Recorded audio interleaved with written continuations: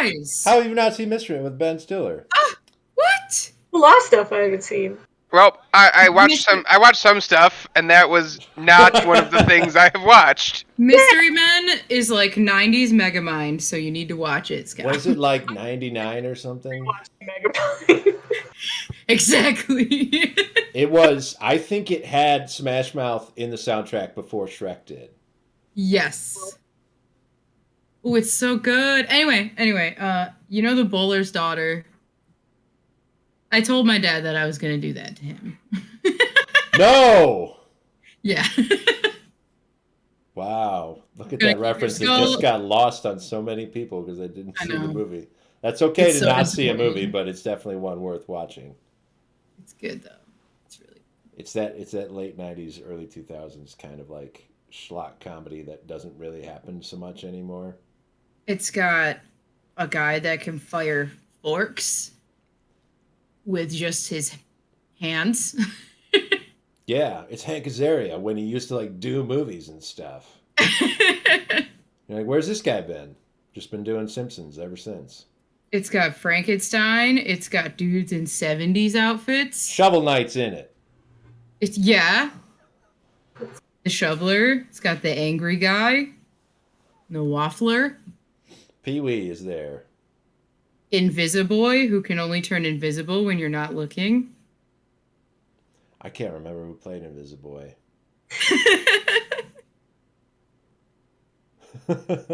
Who is the coolest and frequently interrupts the scene talking to her dad, who is a skull in a bowling ball. Yeah, and that's Janine Garofalo, who doesn't do movies since then really either. Mystery Men's great. Oh yeah. Put in the list of those movies that, you know, they happened then and don't really need to come up anymore. They're definitely a product of their time. But what a time it was, right? I think of Small Soldiers in that. Yeah. Group. Small Soldiers, just a weird movie that, like, there's a lot going on in that movie. We don't need to talk about it anymore, but it was really fun. I did see that one. But it's something. I did see Small Soldiers. It's something in there. It's that weird Kirsten Dunst phase when she wasn't in Spider-Man yet. It's crazy fucking Barbies. She already did the interview with the vampire, and I don't know. Barbie's the best character in that movie. There's a lot of Barbies in there that turned evil. Like get melted and stuff. Oh yeah. It's pretty twisted. Phil Hartman's in it. I think it's the last thing he did before he died. I might be off on that. But the one line I remember from Small Soldiers that it crops up that I have to like take time to remember that it's from that movie is when the little toy guy says, packing you, and he shoots the guy with a net.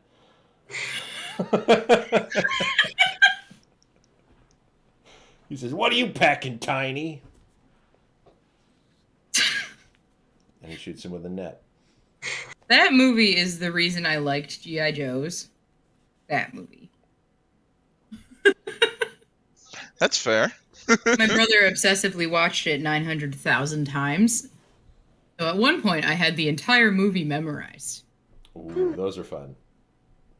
Along with Finding Nemo and Winnie the Pooh's Spooktacular.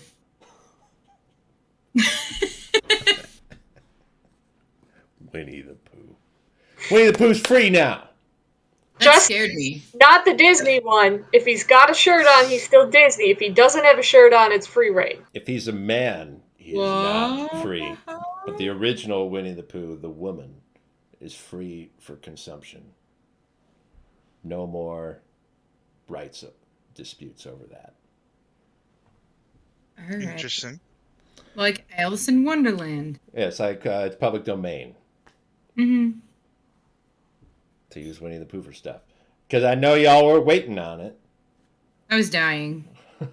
I want to use Winnie the Pooh in my new web comic. I I'm still waiting for a Muppets remake of The Great Gatsby myself. That's what I'm hoping for. I'm sure that's right around the corner, Scout. Man, there are some movies where I've only seen the Muppets remake. Fair. like, oh shit. What is it? What? Treasure Island. No, Dorothy. The Wizard of Oz. Thank you. Wizard of Oz. I've only seen that via specifically the Muppets. Thank you. I watched that, and then they got to the scene where she's in the field of the flowers, and they make her fall asleep, and then I fell asleep, and I never saw the end of that movie. Whoa, what a shame. I want to. You know what? We're gonna get into the D&D here pretty soon, but I do need to say we can't sit here and tut towards other people who haven't seen Mystery Men if we haven't seen The Wizard of Oz. All right. But I saw the first 2 seconds of The Wizard of Oz. Thank you. And I hated Dorothy. If there's any movie that's a classic, a movie from the 1930s that is still played for children today, should be considered one. You know what? What? The Sound of Music, and I think that pays my dues.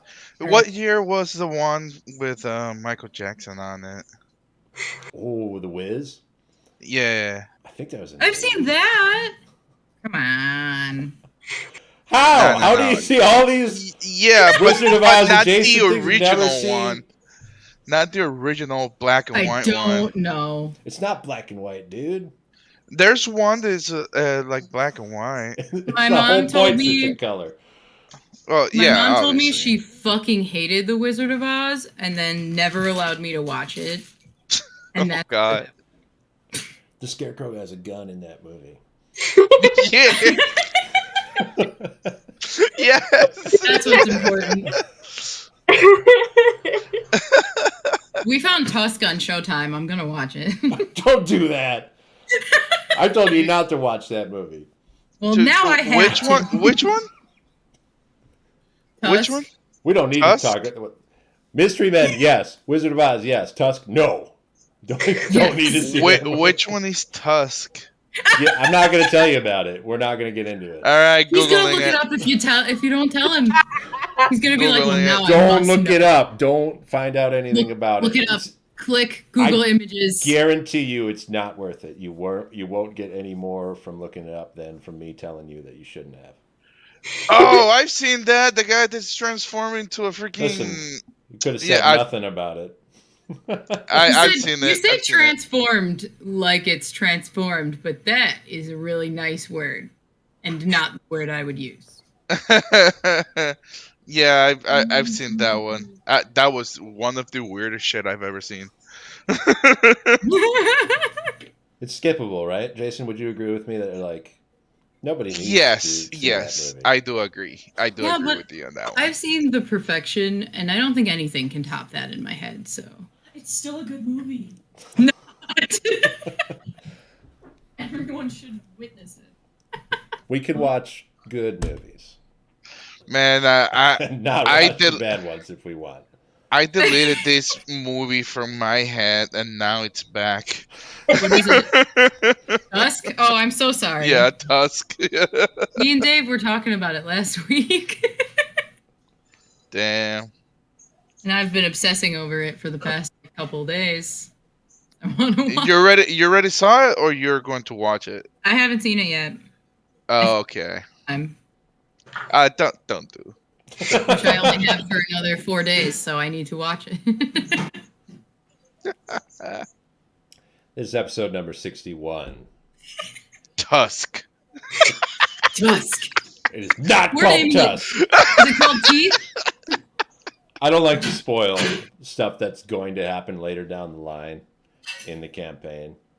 But one thing that I could lay down in front of everybody right now, definitively, the plot of Tusk will not occur in any way in this thing. I don't know. We already have some maggots transforming other animals and stuff like if it that. starts So happening, these players, they forced it to happen. It was not me. They made it against my wishes. This episode is not called Tusk. It's called Fun Guys. Rubber. You said fun what? Fun Guys. Fun guys, got it. Oh Ooh, is boy. it spelled like fungus? It's spelled like two words, F-U-N and then G-U-Y-S. Fun Guys. Oh, buddy. We're gonna get bit by a mushroom.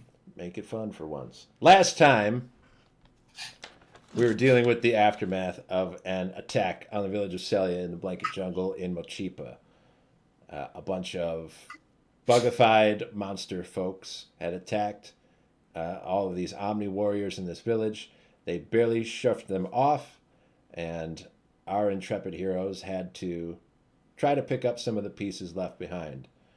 Ravi performed emergency surgery on an elderly man that left him partially paralyzed. Kriv gathered water with an old woman and learned a little bit about their, I guess, what was implied predilection towards spears. That's what the old woman seems to think. Arvastan helped bury some of the fallen warriors. And Hajate got covered in blood performing an autopsy on one of the mutated creatures. At the end of it, you found that Gideon's friend who lives in this village, whose name is Jareki Yone, invited you all to his home for dinner and introduced you to his family and told you a little bit about the attacks that they've been happening for a little while now, a few weeks at least, and that they've been increasing in intensity. So far, most of the village has been able to hold them at bay, but if their trend continues, they won't last much longer. You all determined that there is a high likelihood that the attacks are originating from some place. And Jareki was able to tell you that when he sent scouts out, there was a small group that did not return. He sent them in all directions away from the village. And so he seems to believe that that would be the direction to head in to find wherever it is that these things are coming from. You asked him to send somebody from the village to help guide you through the Blanket Jungle. It's a place that you are unfamiliar with. It is dark all the time, save for glowing mushrooms and fungi all over on the trees, and some glowing insects that help produce some light. But underneath, roads look different, and you are not familiar with the way that the passages work, so you were asking for someone that is more familiar to help you. Jareki was hesitant to give you anyone. He believes that he needs every warrior in the village to stay and help protect it, and he is not willing to ask someone to leave their family behind while they are still in danger and go help a group of essentially strangers with an hypothetical mission. But you were very adamant, and so he told you that the best he could do was that he would go and ask for a volunteer. He left all of you in his house. He said that you could sleep there for the evening as he headed out to try to find someone to take care of that. And you spent some time doing a ritual and some time casting a Speak with Dead spell. You learned some things from both of those that I won't rehash here, because I think if I tell you again, it might tell you too much. So whatever you remember is what you remember. And then you went to sleep. Now, of course, here in the Blanket Jungle, it's dark all the time. The sun does not pierce through the canopy of the trees above you, so you cannot tell in your brains whether it is day or night. So you just sleep for as long as your body wants you to, and then wake up in the quote-unquote morning whenever you are done resting. Jareki's daughter is preparing some food for you. It is fungal based. much like the food was last night. A sort of lumpy porridge type thing, kind of like a thick oatmeal paste.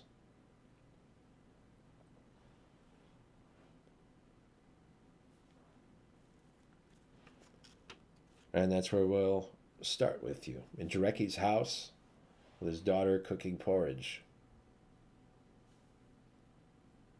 Is anybody else in the house with us, or just us and her? You and her, Jareki, his wife, and his son all slept outside of the house and they have not come back in. Good morning. Hi, you sleep a long time. Yeah, I'm afraid the lack of sun has thrown off my internal time clock a little bit. Okay, are you hungry? Sure. We should pull a stool out for you and get you a bowl of porridge. Does anybody else want some to eat? I'm Oh. still sleeping. I'm snoring on the other side. It's a nice mushroom paste kind of thing. If you like mushrooms. Yeah. Love them. Ashote will try to eat it. Yeah, you haven't gotten a lot of meat-based foods in a while, have you? Sad day. There isn't a lot of game in the blanket jungle. Most animals like at least a little bit of the sun. That's fair. I've had exotic foods like insects, so maybe. There are bugs around if you're willing to go and catch them. Arvastan, if you don't get up right away, a Larry will climb up on you and start to knead you until you wake up.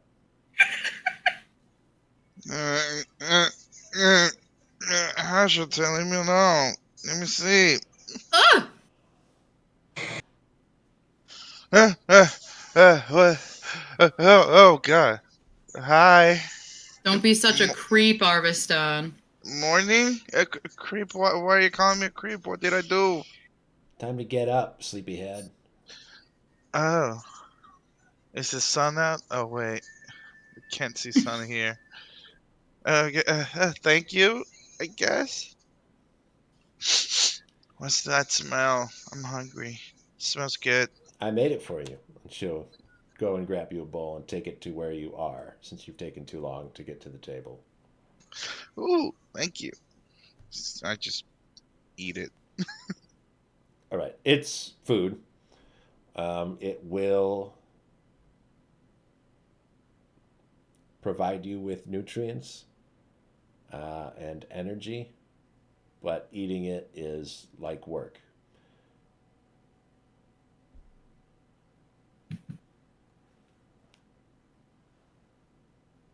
Has anyone in your family come up and or said anything?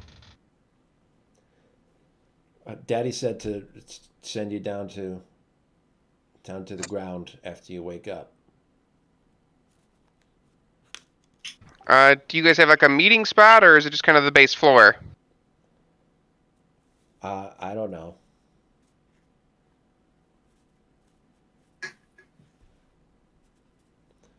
Hey, I heard you guys talking last night. Are you going to go find the bad guys?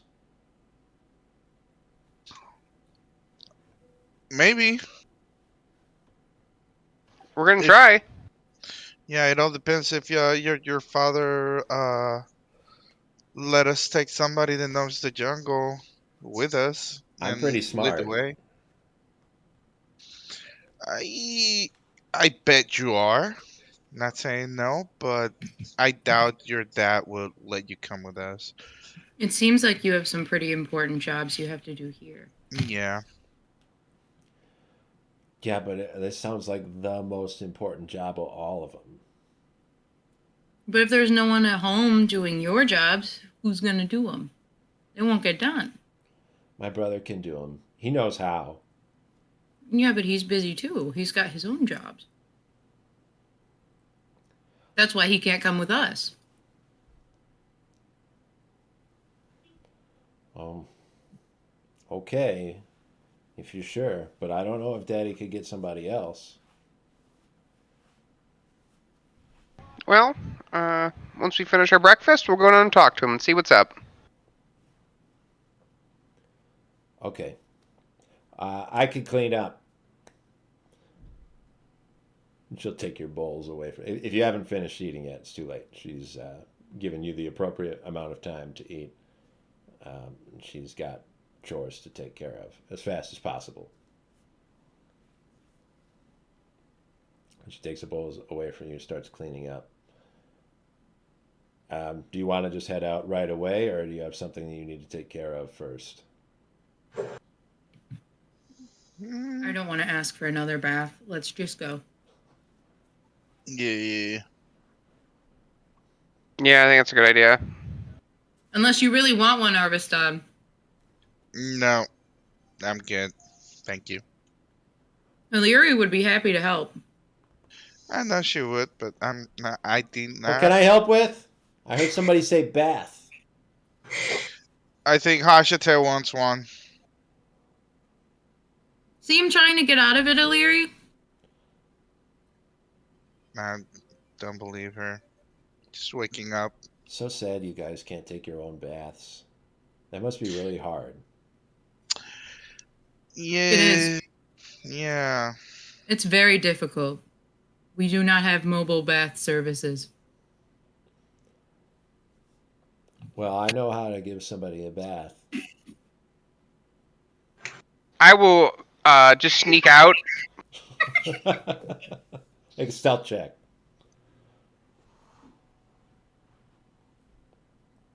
I could be really useful if you needed a bath. I'm gonna go with an 8. Probably isn't very sneaky. With that, I'll say, "Hey, Robbie, where you going?" Downstairs, we got work to do. Okay, I'm right behind you. All right. So you'll rush out without your bath, Yes. I guess, if that's what you really want to do. Yes. You head out of this little fungal house and descend down the plates erupting out of the tree to get back down to the ground floor. Jarecki will be there with the rest of his family and with Gideon, who woke up before the rest of you, as they've been kind of putting together a plan for what to do today to deal with their problem.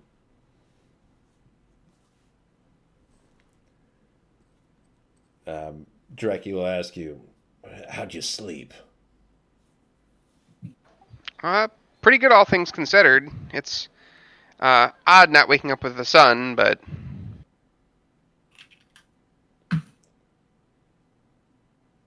Your hospitality was wonderful. Thank you. And the food as well. Thank you very much.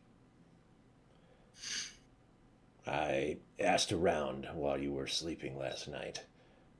Tried to see if anyone would be willing to go with you, find this place. I only got one volunteer, but you might want to reconsider. How come? He's not exactly in the best condition. What do you mean? He'll lower his head and gesture over to the side, and you'll see the older Omni gentleman that Ravi performed surgery on yesterday has been outfitted with the old woman's water cart that he has his rear end and his back legs sort of strapped down to. And he's using his forelegs to kind of pull himself forward, so he's got kind of like back wheels type wheelchair.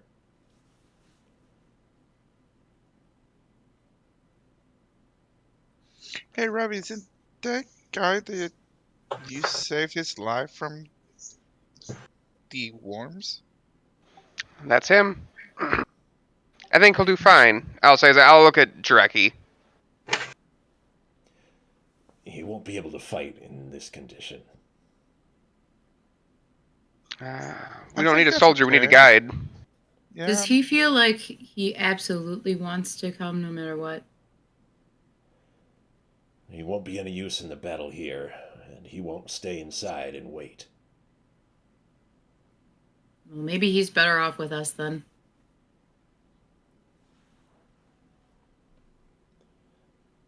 The older guy will walk towards you. He goes kind of slowly. He's still getting used to his new mode of transportation.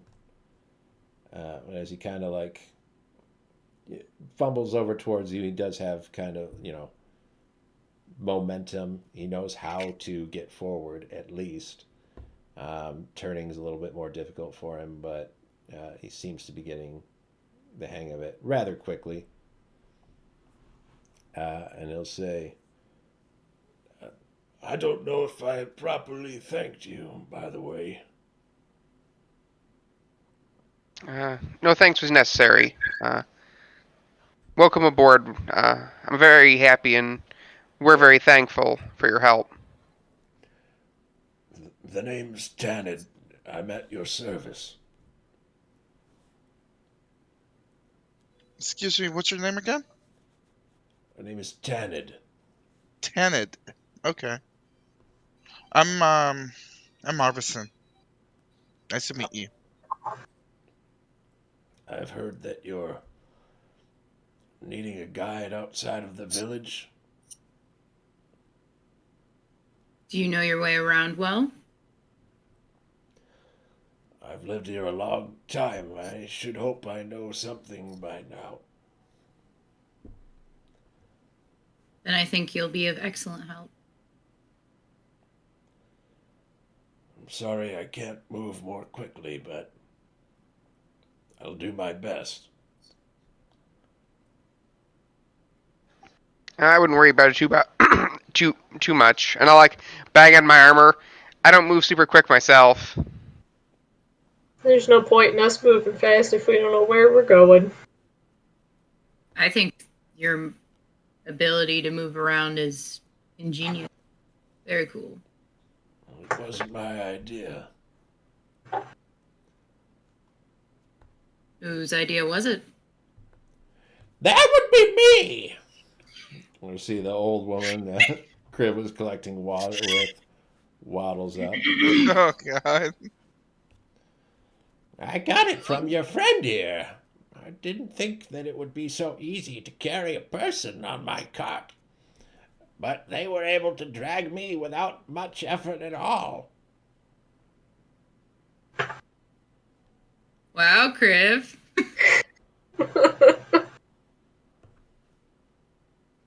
I'm glad I helped you come up with it. I don't know. You already had that whole apparatus.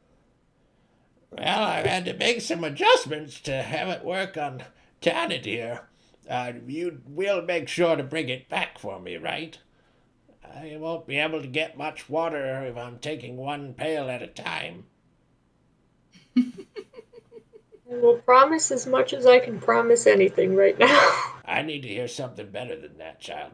Come on again. This cart is important, all right? If I'm physically able to get it here or get someone else to get it here, it will be back. Griff, look in my eyes.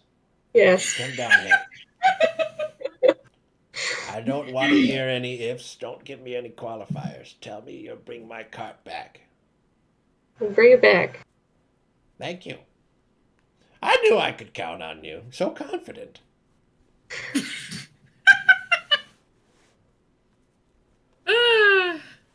This is gonna go well, I can tell. Well, if there's nothing else you need from me, I've got some babies to round up. Time to get to work. Have very important jobs to be doing. Thank you for your help. Preen is collecting the children, those that are too small to fight, and will be watching after them in the upcoming battle. So, a very important task. We're bringing everyone out. Anyone that can still stand on 4 legs.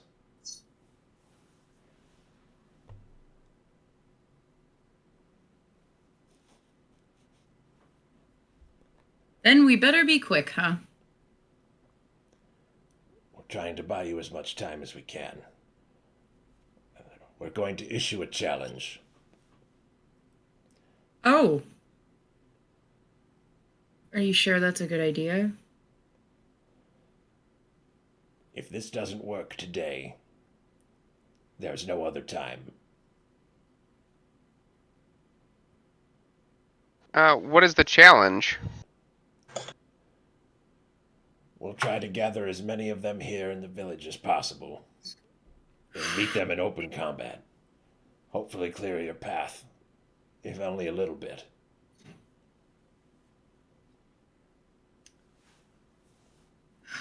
Okay.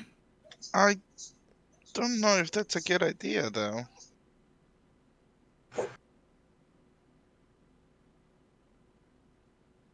I've been a warrior for a long time, and I think I have an idea of how to fight this battle. Um, I'm not doubting your skills or anything like that, but I mean, they're kind of crazy looking and powerful, don't you think? To just meet them Arvastan. close. Yeah. Arvastan. Yeah. We trust you all to be here when we come back. We don't plan to die. It's good news.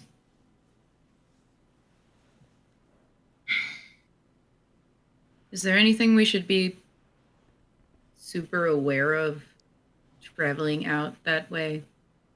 Other than the very obvious risks? Our village isn't the only warrior clan in the blanket jungle. There are others, most of them smaller. We don't know how they've been affected by all this. We are well trained and generationally knowledgeable in combat and warfare, as are our brothers out in the jungle. If you come across them and they have become your foes, take caution. Great.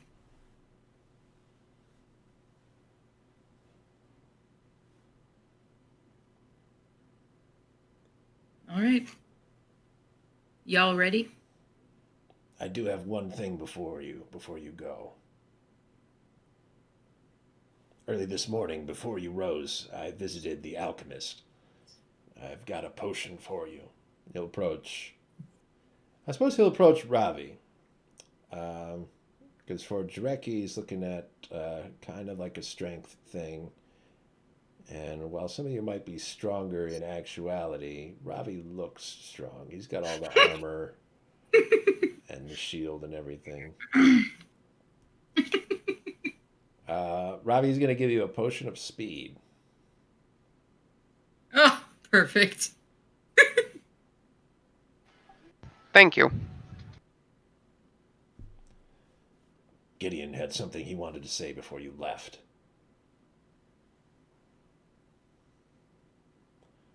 And then Jarecki and his son and his wife will march off, start gathering up the other warriors in the village and preparing to make their stand. Gideon will approach the rest of you. He'll say, Jarecki is the leader of these forces. He is optimistic because he has to be. An important trait in someone who's leading soldiers into battle. I'll be realistic with you. This might be the last time we exchange words.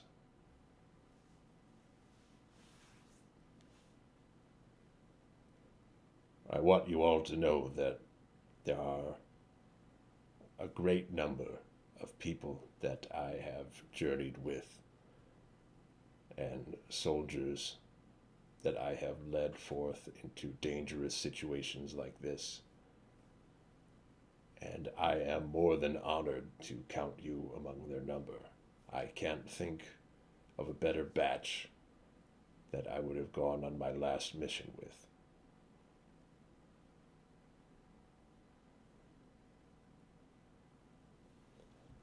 If you should not return, or if you should return to find me slain, know that we did what we needed to. We made the choices that we thought were most pertinent, and that none of us should regret them.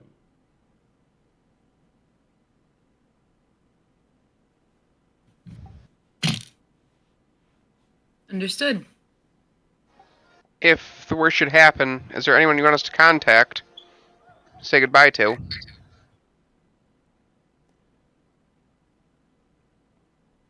If the worst should happen, the only ones I'd want to contact, I'll find myself.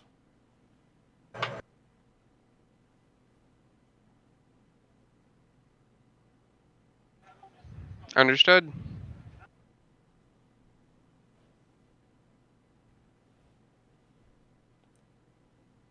He's gonna go person by person and do like a little forehead bump thing. Not like like an aggressive like bashing helmets together, but kind of just like a slow press. He like presses his head up against each one of your heads as he goes around. Kind of takes a moment, and most of it's like he's doing with his eyes closed.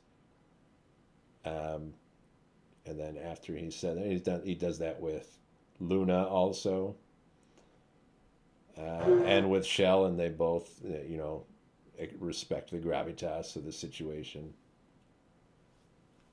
And then once he's finished, he marches off. He kind of like thrusts his head up, his like shoulders back, to make himself look as big as he possibly can. He's already just an enormous person, but he just, with his stature, makes himself look even bigger than he really is as he marches off. And you could kind of see why people would think he's such a hero for the whole country. And he'll head off and join Jarecki and his family and the other warriors.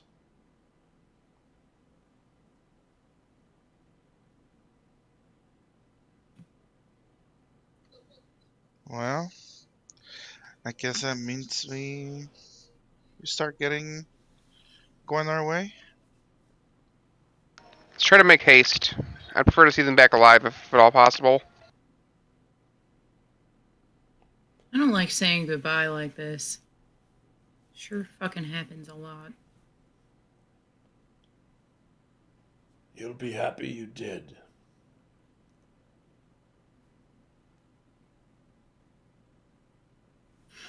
Why is that?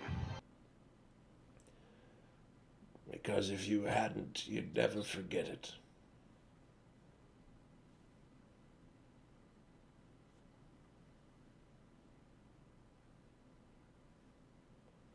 I wouldn't worry too much about Gideon, though. He said goodbye to many people that he's seen again.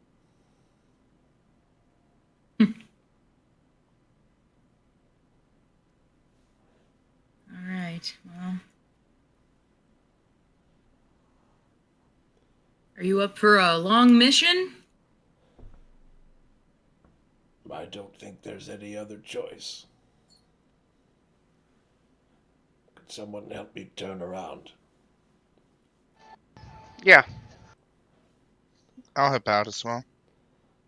He starts shifting. He's got to turn like 180 degrees and go around in the other direction. So put Ravi on the front of his right wheel and Arvastan on the back of his left wheel, and you just kind of like push it sideways to just help it turn a little bit more, just pivot in the spot it's in. It doesn't take a lot of effort, but Tened's a pretty big Omni person.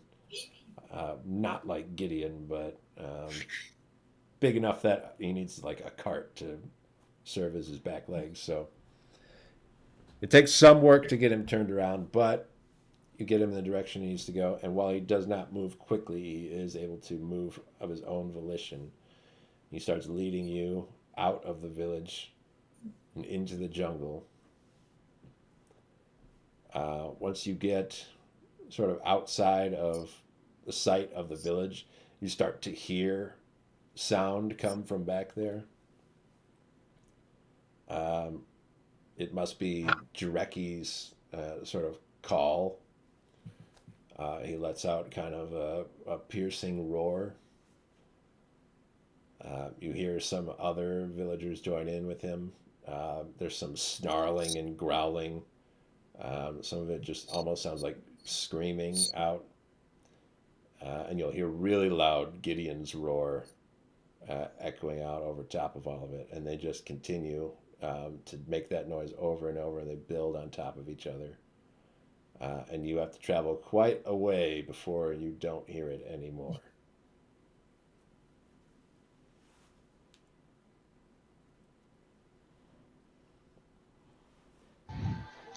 I'd probably just let them have that moment as we move forward.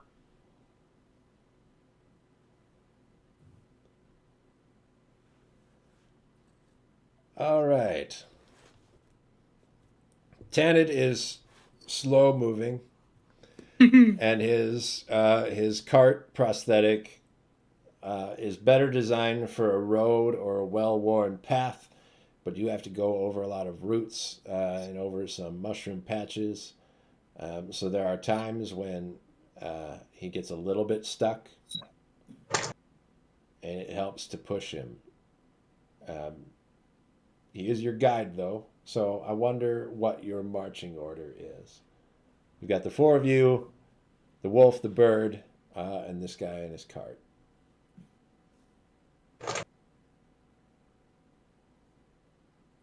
I'd be probably like behind him.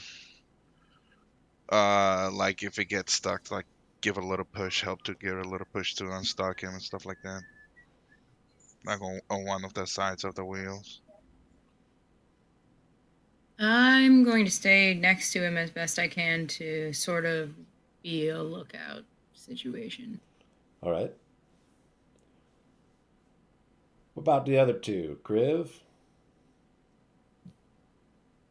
I can be up front. Ravi's always up there, but I also have survival. Give him a break for once.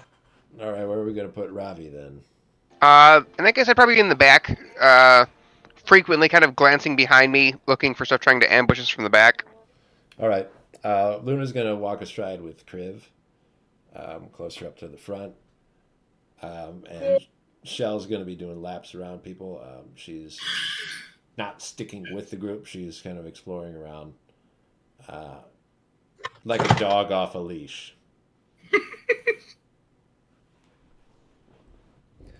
Kriv's got survival, so I'll have you make the survival check to help Tanid as he's moving forward. Try to determine exactly where you need to go.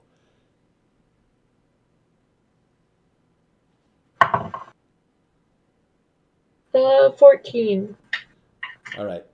Tanid is assuring you that he is attempting to take an old scout track that people use frequently if they're heading in this direction. This is what he assumes that the scout group that went this way used, the one that didn't return. And he hopes that he'll run into them on the path there and then maybe from that be able to determine where to go next.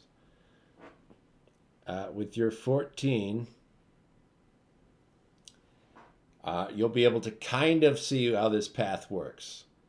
It's a little bit different than paths in Karenia are, or even some of the other paths like closer to more civilized places in Mochipa are, that are kind of like well-worn and they have, steps all over that kind of make this low-trodden, like equally distributed flat area.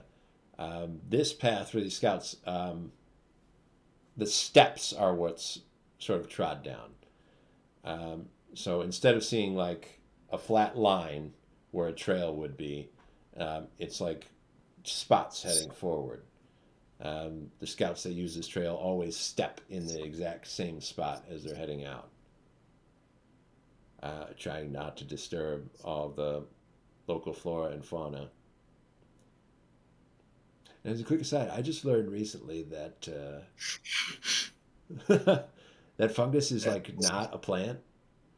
That's the craziest thing to me.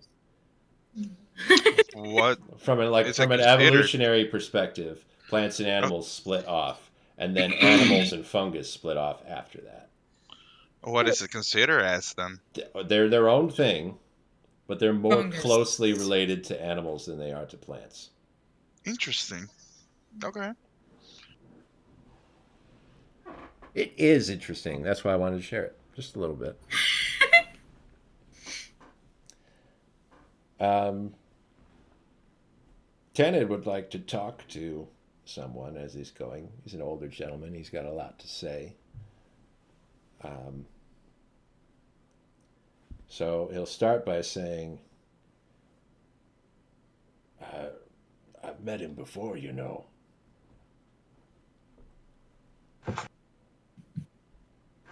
Gideon? Yes, he was my old commander. So it must have been exciting to see him again. It was. I don't know if he'd remember me. I wasn't a high ranking officer or anything, but I do remember him standing up in front of the troops. Some of the things that he'd say. He was magnificent then.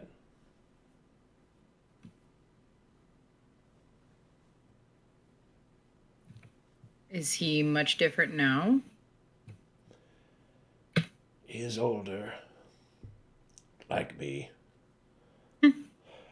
Not quite as old as I am, but not too far off. I could see the years have worn on him.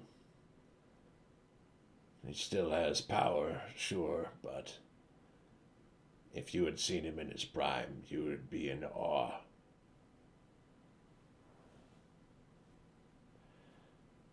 And if you'd seen me in mine, I don't know if awe is the right word, but it'd be more impressive than I am now. I like to think that knowledge is just as impressive as physical prowess. I hope. I mean, I'm sure that I don't look very impressive. According to the standards I've seen around your village. Well, you're not what I expected from a Corinian. What do you mean? Well, if I think back to my training, I thought you'd be a little more intimidating. You were trained to believe Corenians are intimidating? Oh, I was trained to kill them. Well, we're not always what you think exactly. I'm old enough to know that now. It just old biases still cling hard. Makes sense. I can't say I've been trained to know a whole lot about Mochipa, much less area, which I didn't even know about before we got here, if we're going to be honest. Were you ever in the armed forces? No. But I know my way around politics. Never cared much for politics. A lot of people deciding who gets to live and die. Isn't that the truth? It's interesting that they always seem to decide that they get to live. That's very true. You seem far away from all of that sort of jive out here in the blanket jungle. We're far, but these days distance doesn't mean as much as it used to. You're pretty impacted by what the Empress says. Well, words don't really meet boundaries, do they?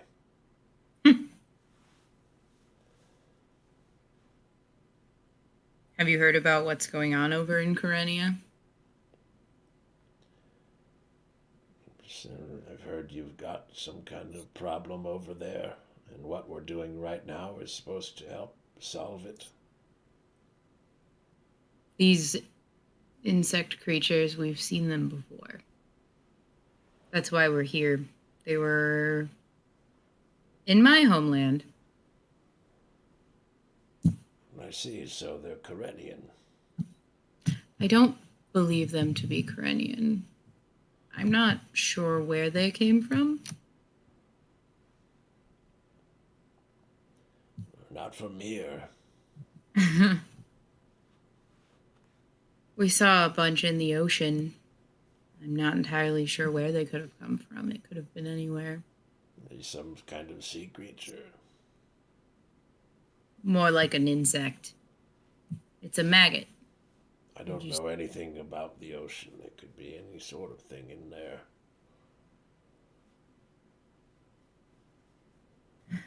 From what we've learned here, I believe that my home city, I think they all may have mutated at this point.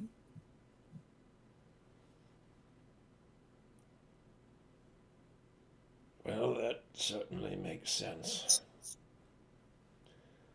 So clearly they were there first if you all are still functioning. Thanks to your friend back there, I very nearly was one of them yesterday.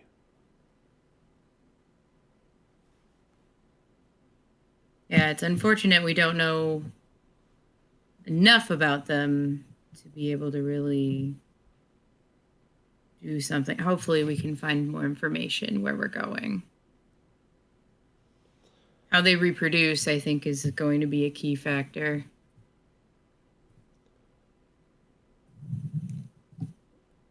We're not a large group. I've seen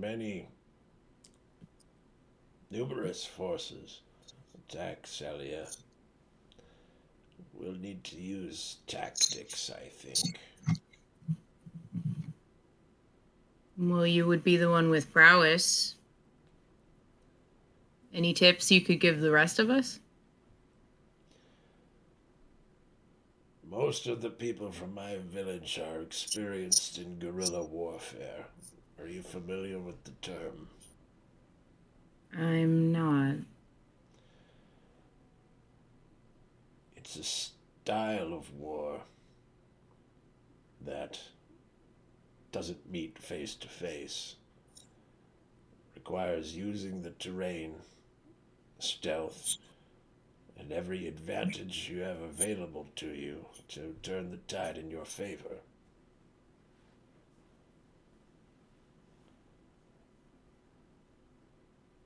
So your groups are more used to functioning against the odds, against something bigger? It's true, but numbers don't mean everything, not when it comes up against skill. We know how to use the jungle, or the cliff face, or the river. Do you have a plan for in case we get attacked? You should leave me. That's the first thing. I'll only slow you down, and speed will be important. Based on their tactics, they seem to just attack in large groups.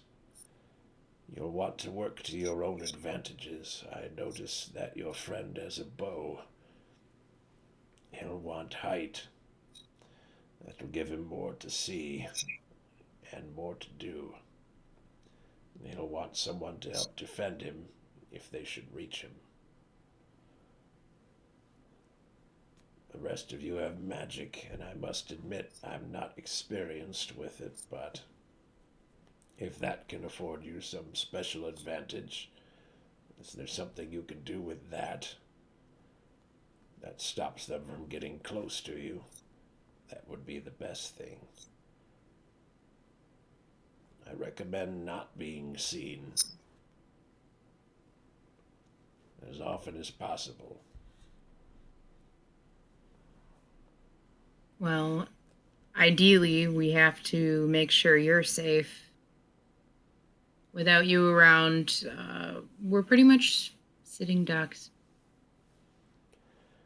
I'd hope you'd be running ducks, or flying even better. Thank you.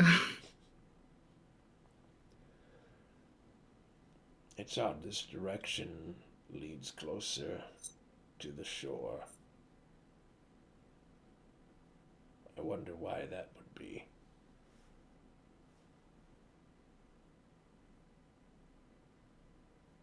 We saw some mutated insects. I wonder if many of them.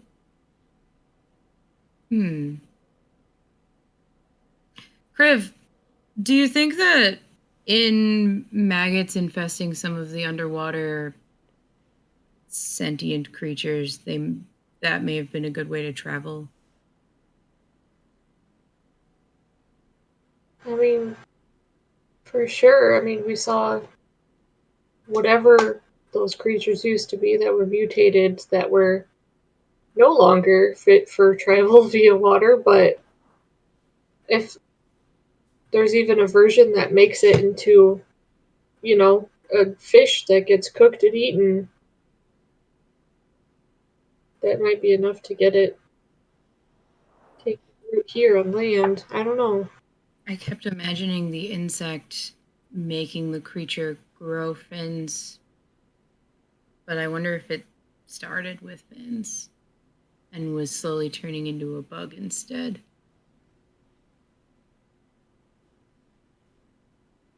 That would be unfortunate. I wonder if it now is an inhabitant of like a water situation. Like where you collected it. Luckily, there aren't people living under the water. Maybe around here. We were attacked by fishmen. That was pretty fun.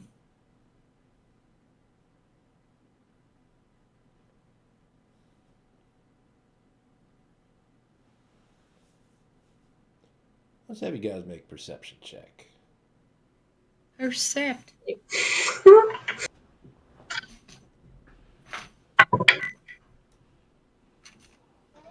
16. all have a total perception. 24. Whoa! 25. What? Wow! I got a natural 20. Oh, wow. 11. Well, luckily, Arvastan is in the back, so a lot of his perception is this guy's butt on the back of this car. Ooh. Oh, God. Jason. Oh, really- man. Really looking hard at his badonk. Ay, ay, ay. With a 25, you become intimately familiar with the back half of 10. Come on, man. Every hair, which could be useful if something were to happen to him and some of his hair was left behind, you would know exactly whose it was at this point. Nice. A natural 20 to inspect a nice an ass. A nice ass. is Not what you even were a nice saying. ass, an ass. That means you look real good. It doesn't mean you know where to look.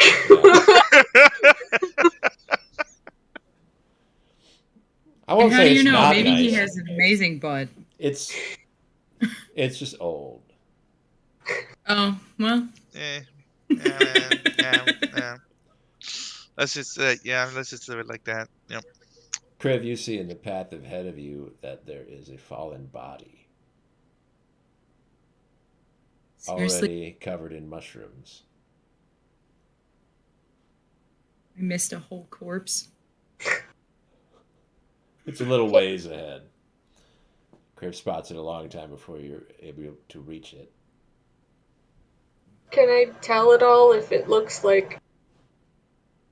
I know the line's a little bit blurred, but like humanoid versus like creature in the jungle, or You've got it spotted. It's an omni person, but you don't. You'd have to get much closer to be able to really identify anything particular about it. I was just looking for person versus animal, pretty much. Yeah. What that would mean, but A person, essentially. um, on it for a second and turn around, let everyone know, like, hey guys, there's a body up there. I don't know how long it's been here, but I don't know how we might be getting closer. I guess I don't know. Keep an eye out. Lieutenant lets out a long sigh. It's unfortunate, but expected. We should inspect them, see if they have any information for us. We should Like, just be will they careful tell if it's too. part of the scouts? Whoever they are. I did miss a very good joke opportunity of saying I was going to take lead on this one because it's a scouts trail. So I just wanted to throw That's why you get that high perception. that. we should definitely see if they have any more information for us. We should keep an eye out too. Might be just out of sight. All right, who is approaching the body in the trail? Well, if no one else immediately wants to, I have been playing in corpses. Yeah, that's like her hobby now. What an unfortunate hobby. We can't take that away from you. Thanks. Thank you. Uh-huh. Oh, I'll do it. I know everyone was rushing over there. All right, you can make an investigation check to look over the body and see what you can find. 11. 11. Okay. So you've already done an autopsy on a body previously. This body is not like those. It is not mutated. This has not been bugified, at least as far as you can tell. Right. It has been killed violently. Okay. You could see several slash marks in it, but not in the way that you'd expect an omni murder to occur that would have several claws or like simple, clean strokes meant to just kill this person. They've been kind of eviscerated. It's not not really a honorable way to kill someone. It looks like it was done neither for food or for sport. And may have been attacked even after it was dead.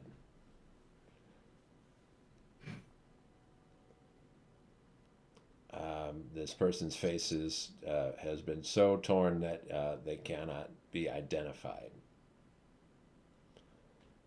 But they've been dead for a while. This is not a recent kill. The blood is dried underneath them. You could see that they've already started. They've gotten past the bloating stage. They've already started to decompose. They have all this fungus growing over top of them. The mushrooms are pretty large. They're also glowing like many of the other mushrooms in the area. And they have sort of a mycelium net spread over large portions of the body.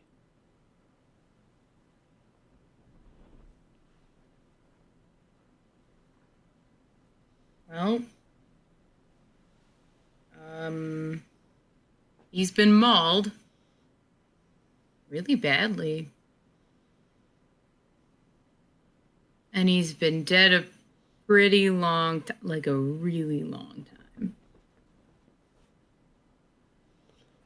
time. Do you think that his stage of decomposition is congruent with how long he's been dead?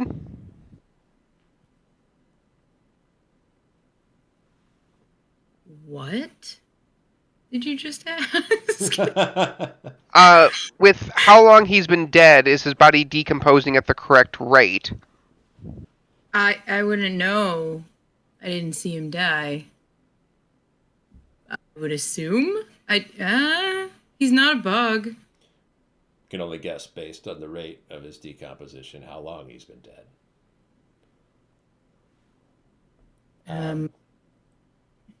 I will ask our guide. Any idea what kind of creature might have done this? I think it's what we're looking for. This isn't altogether unexpected. I'm sure some of those attacking monsters are responsible for this desecration. Definitely look like anything sane murdered him. Do you see any sign on its body that it could be from the group that Ionis sent previously that he said that they never came back?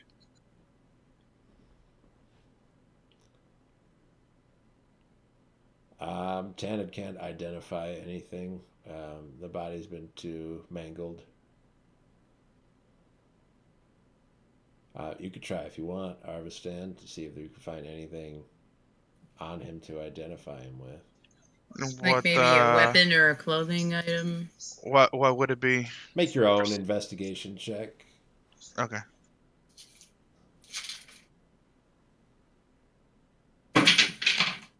I don't think so. 10. 10. All right, Arvastan. You kind of look him over. You're looking for like maybe jewelry or like a piece of clothing or something that would help somebody recognize who he is. As you're kind of looking over this body and trying to find something like that, one of the mushrooms has kind of holes recess into it. A couple of holes next to each other. And then those two holes get smaller, and a third hole underneath them gets really big for a moment, and then that big hole shrinks down and the two holes get larger again.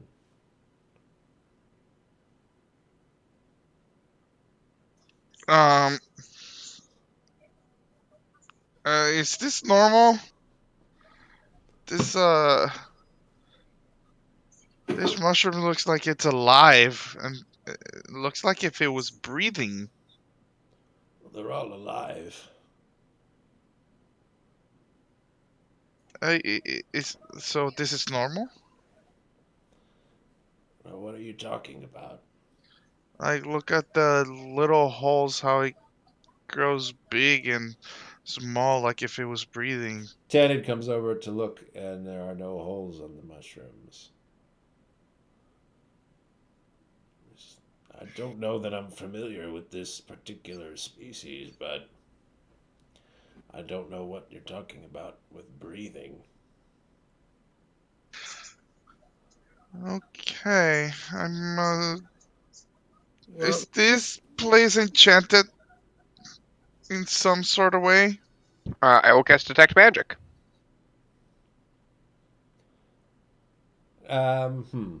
Detect magic. I don't think we'll detect magic on him. Or on the fungus on him. I'll do a scan of the area. Just kind of look around, see if there's any magic around us, anything like that. What's the range on detect magic to be able to notice? 30 something? feet. Okay. In 30 feet, not really anything. Not other than you guys and your magical stuff that you have. Yep. I will keep it up for the next 10 minutes as we move and whatnot. All right. Ravi's sort of casting his spell to try to see if there's magic in the area. He focuses on the corpse at first, and then he kind of looks around. You could see that Tanid looks around also. And as they're doing that, Arvastan, a few more mushrooms. Two holes open up. I don't got any magic on the mushroom, no magic on the corpse. Okay, I must be tripping or something, but for some reasons you guys can't see it, but this mushroom is weird. It's open. It opened two holes again. I want to. Hajite heads over. They all close up before she gets there. Arvastan. Ah, they're closed now. What? Okay, Hashite, do something. Stand here. Our son, St- can you stop dicking around? Wait. Just humor me for this one time, okay? Stand here, look and Mhm. stare at the mushroom, and I'm gonna walk away and wait for a couple of seconds and see if it opens Okay. some eyes. And I proceed to just carefully walk away and turn around, just to like keep peeking and see if like I see it doing it or something. Okay. Ajite, as you sort of humor Arvastan here and look at this corpse, it's kind of disturbing that there are glowing mushrooms growing out of a dead body, but other than that, they're just mushrooms.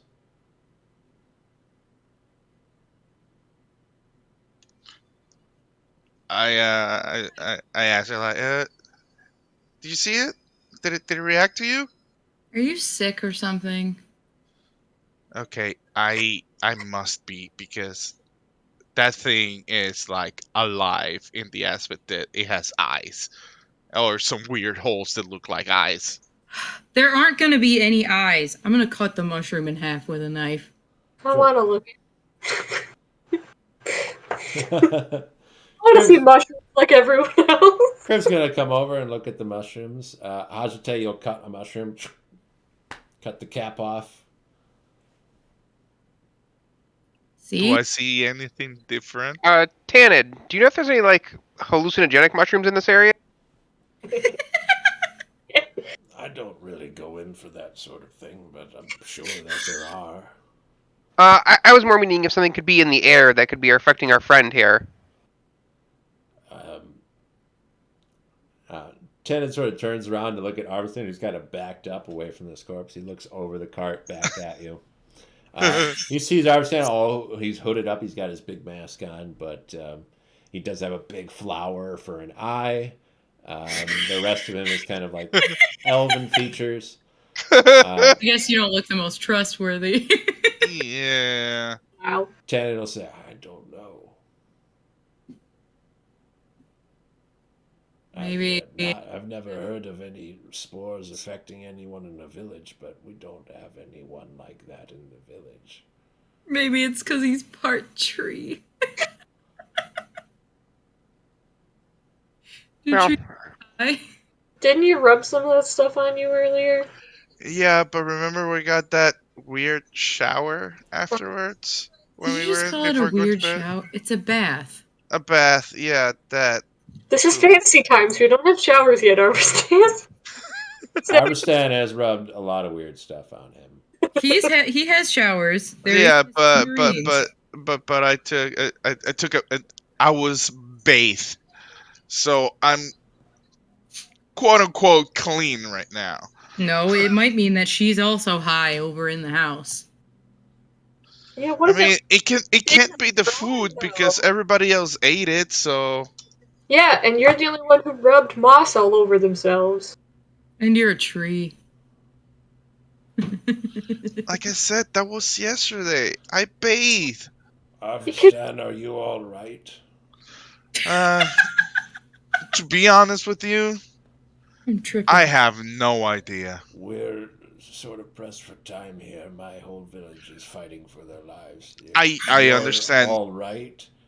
I think Yes, we let's. should take what we can, whatever information about our current task, and press on. Okay, yes, you're right. Let's do that. And I approach Hashite and I kind of like, can I see that mushroom? Yeah. And I grab it and I walk backwards again and like You have the stare at. cut in half mushroom. Yeah, how did you cut it, Hashite?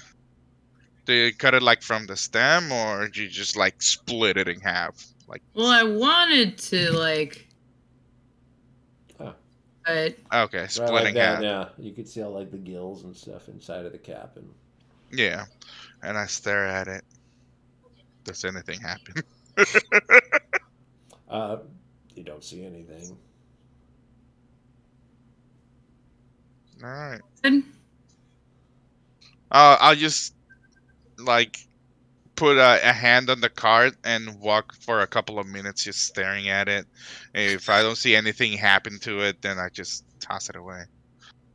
As you guys continue forward, are you ready to move on? Is everyone ready to move on from this corpse now? Anyone else want to play with it? No, I'm good. Okay. You'll head out for a little bit, walk down the trail as Arvastan staring at this half of a mushroom. Um, and then Arvastan, you turn around and toss it behind you, and you see that there is a little group of mushrooms on the trail behind you.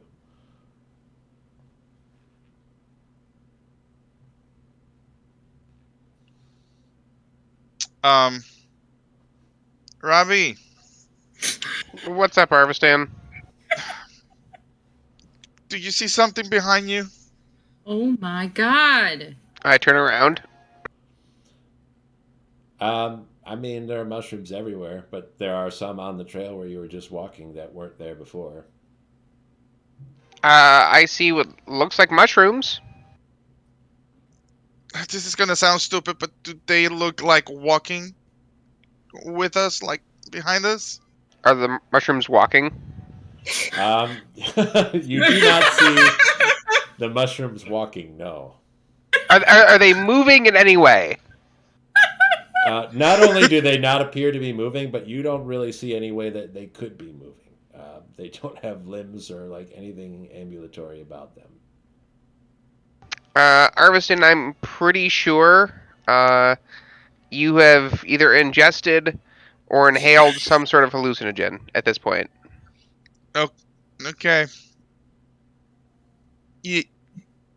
No, God. Yeah, I think it did. Yep. But I don't. I feel okay. I don't feel any different. Why are we stopped? No, we haven't. We keep on going. Don't worry about it. It's all good. As we continue to do, I keep turning around. Are they still following us? Super paranoid. Oh Are they yeah, definitely. following you? Yeah, and as you turn around and look at them as the rest of the group is walking, you can see that mycelium like network underneath them is just kind of like folding out like a big web of veins that just kind of like rolls out and folds on top of each other. And they all have like two little holes on them. All right, Pointed towards you. all right. Just to be sure, what is mycelium? Mycelium is kind of like roots for fungus. Okay. And I'll do another fun fungus fact. He's done research. Okay. Mycelium is sometimes called the internet of the forest. Because fungus that grows in the forest, all of its mycelium interconnects with each other throughout the entire forest floor, and it connects to the roots of some of the plants, so trees and everything in there. And plants and fungus in a forest that is all connected in this way can actually communicate with each other and let each other know areas that are more nutrient rich and can actually pass some of those nutrients from one place to another through this mycelium network. Okay. That's pretty cool. interesting. Yeah, that is pretty awesome. I like that. All right, I see Can't all wait to these get more fungus creepy ass facts. things. All these creepy ass things. Like, okay, I just keep on like creeped out, scared. Like, keep keep walking. Okay. Hajite and Kriv, let's get another round of perception checks from the people up front. Ooh. Let's roll a better die.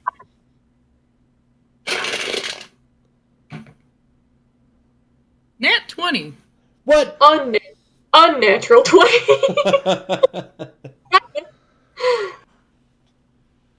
Okay. You see more scouts. Haha. More of their bodies, to be more particular. You see one a little bit off to the right ahead of you. Kriv will see that one. Again, covered in mushrooms like the one that you saw earlier. Hajite, you'll see one a little bit off the path to your left. That one doesn't have any mushrooms on it. Ooh, I want to investigate that one. Careful. All right, head over. You do have to walk off the beaten path a little bit. You could just leave some people there. Does anyone want to go with Hajite to look at this corpse? Or I'm already tripping. I'm just gonna hold on to the wheel of the cart. Okay. I keep a Trust lookout. I yourself. keep a lookout for these weird ass fucking mushrooms. No, I- Go ahead, Scout. I was gonna say I can, but I definitely want to like glance around it, like generally to see if there's anything noticeable like above us or anything. Or I don't remember how long ago it was I said it, but when I said I tried to learn like what the normal sounds were of like the bugs and everything, trying to check on that sometimes too. All right. You did just do a perception, got a 20 on it. So you do still hear and see a lot of the bugs that you think are like the regular ambiance of the jungle. So that's at least still occurring. Kriv and Hajite will head over to. What's Ravi going to do in the meantime? If they're going to inspect the body, I'll probably move just kind of. How far is it between the cart and them? Is it like 30 feet, 100 feet? I'd say something like 30 yards, like 90 feet. Okay, I'd probably There's, be in between the two of them then. yeah, still within sight, but far enough away that if something suddenly sprung on them that you couldn't see, it would be difficult to get to them. So Ravi kind of splits the distance. We're going to leave Tanit and the cart on the path so that we could still know which direction that's heading in. Arvastan's clinging to the wheel of the cart, staying with him. Luna and Shell are playing out in the jungle a little bit. You can see Shell is like chasing Luna, and Luna is hiding. Luna's having a much more fun time of it because she's being very successful, and Shell is getting very frustrated when she's not able to find Luna right away. She's like attacking larger fungal growths, thinking that the wolf is hiding behind them. See, Luna's crouched down. She's got her front haunches all the way down on the floor, her back end up with her tail wagging like crazy. Hajite can make an investigation check, or Kriv, since they both have gone over to the corpse that doesn't have any mushrooms. Can I say I'm just helping her? You can, if you want. That will be advantage on the check. I don't know what she's thinking. Maddie, play D&D! Just going to bed.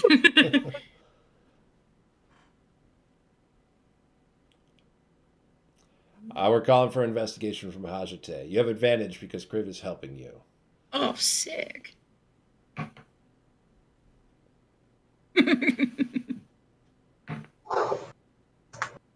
14. Okay. At one for the other one. This is another corpse that has been killed but not infested. This one is not necessarily as torn up as the other one was. But does still have a lot of unnecessary wounds. You can see that the killing blow would have been more than enough to take this person down, and that they have other impacted wounds on their body also. You see what also looks like, in addition to what might be like claws or weapons slashing at this person, there seems to be kind of burns or like frozen areas, which suggests to you that it sustained damage from magical spells. Right. Rib, do you see that? Yes. That's new. I mean, we knew they could sort of do magic, but it's never really been. That's unfortunate.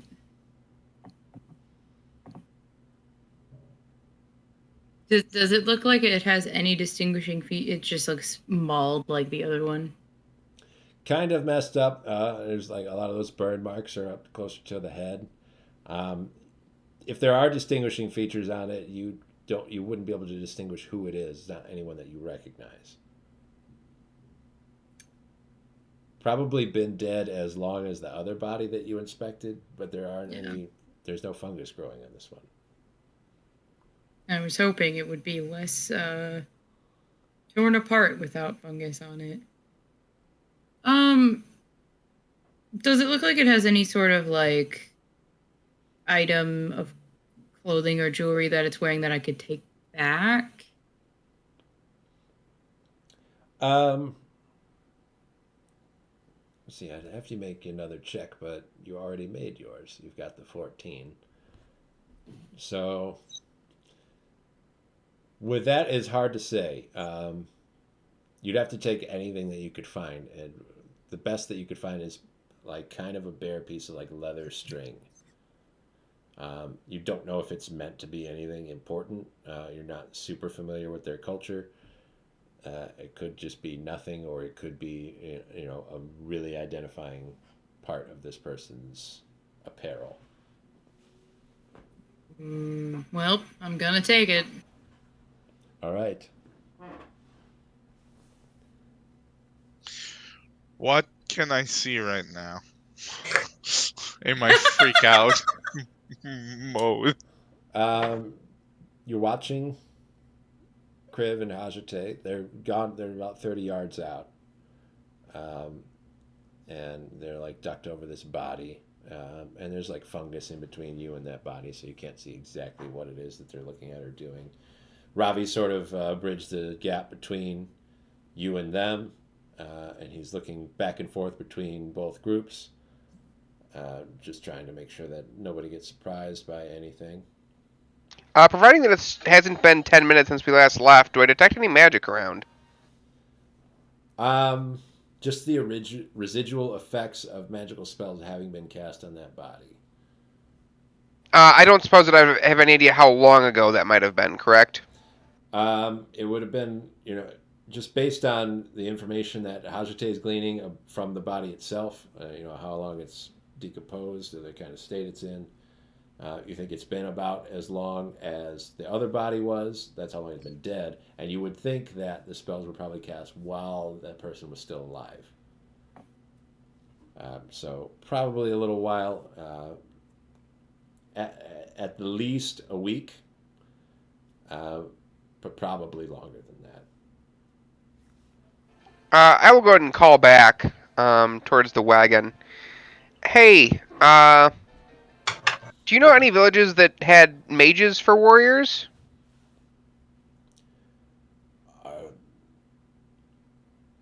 We don't have any magic in the blanket jungle. That's a Karenian thing.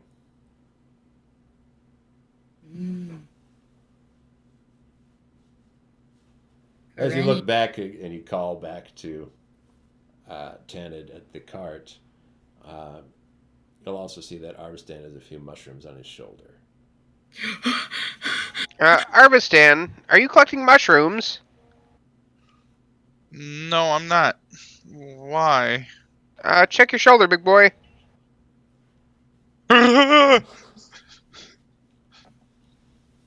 Oh, They what get their is little. They this? get those little holes in their stalks. Oh,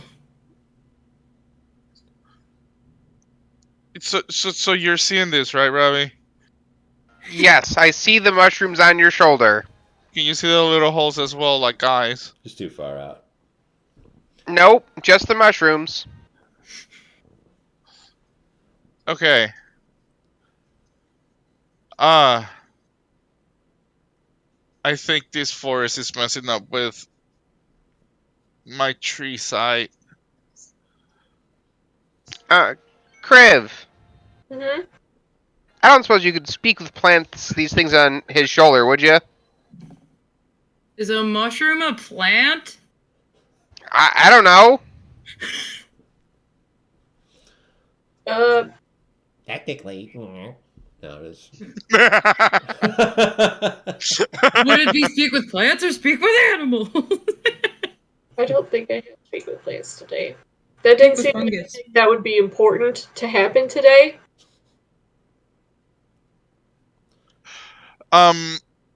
It's okay if you call me crazy. I'm already crazy, but just pretend that this is not happening, Robbie.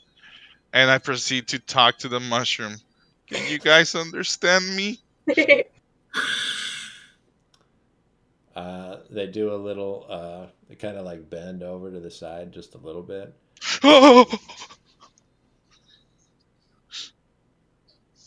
Robbie, you saw that? Did I see the mushrooms move?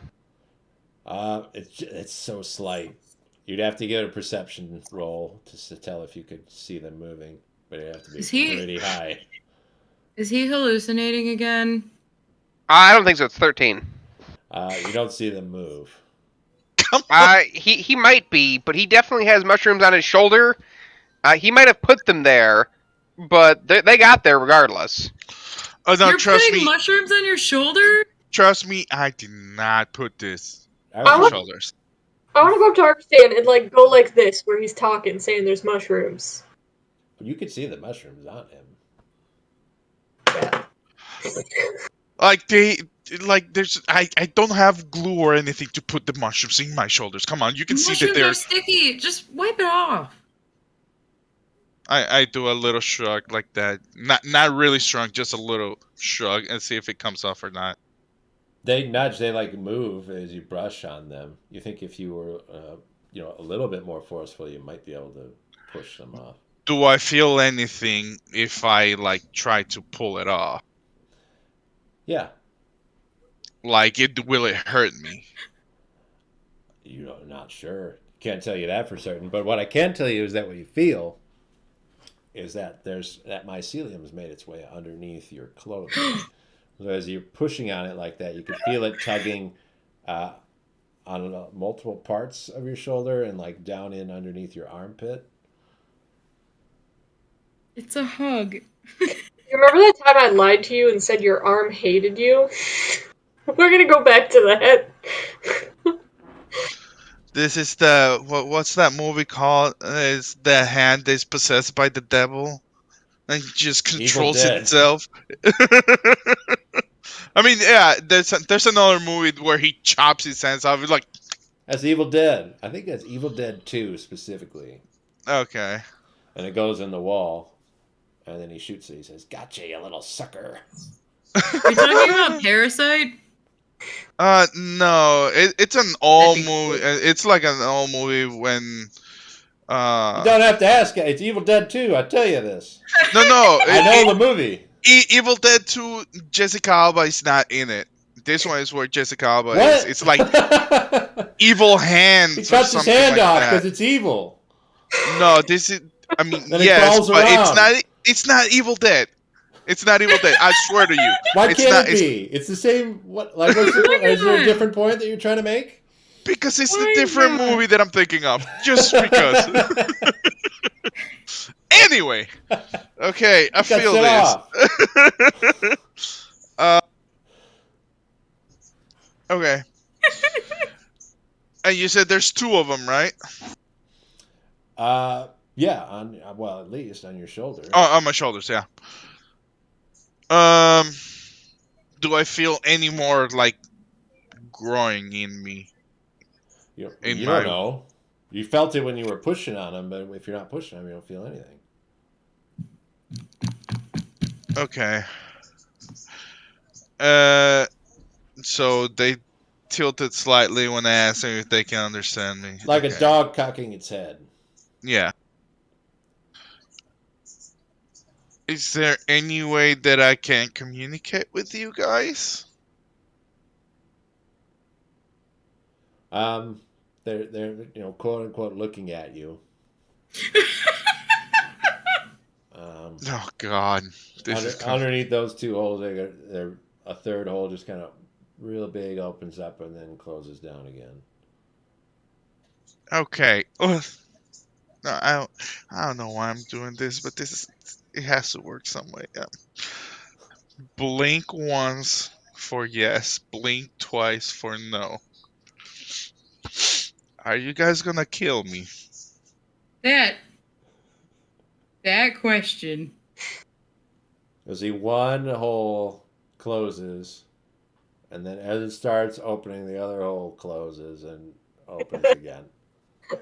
Oh, oh God. I make it look like they're Okay. like right next to each other. They're like kind of like off a little bit. They're not Okay. exactly the same size or anything. Oh, Okay. Are you guys trying to tell me something? And this is in the middle of everybody looking at me just talking at this thing. At least Kriv has come back to you at this point. Grave, I'm not crazy. Just bear with me for a second, okay? Kriv, you can see the holes opening and closing on the mushrooms Oh, as yes! Arvastan is talking to them. Crib, please tell me that. Why is it doing that? Oh, you can see it! You can see it!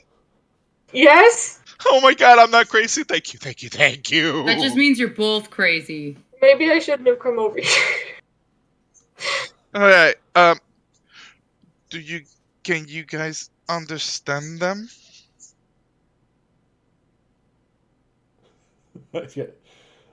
I'm waiting for blinks here. It's a 1,000 question. Exactly. Like, you'll have to watch them for Yeah, like I'm staring at them like at least a good 12 seconds before anything happens at all. okay. And then as you're staring there watching at them, you see another one like kind of crest over up your shoulder. And then you look down and it's all over your arm.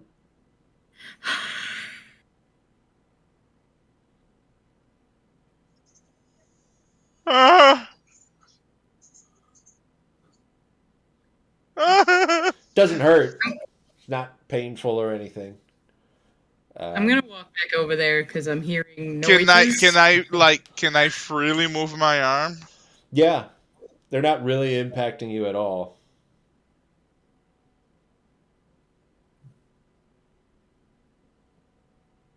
What is going? What are you doing? I'm not doing anything. Just wait. This is To just be the freaking me out. jungle. This is freaking me out. I'm trying to figure out what's happening. And when I move them or try to pull one, it's like rooted into my whole wooden side. So these things are growing insanely fast on me.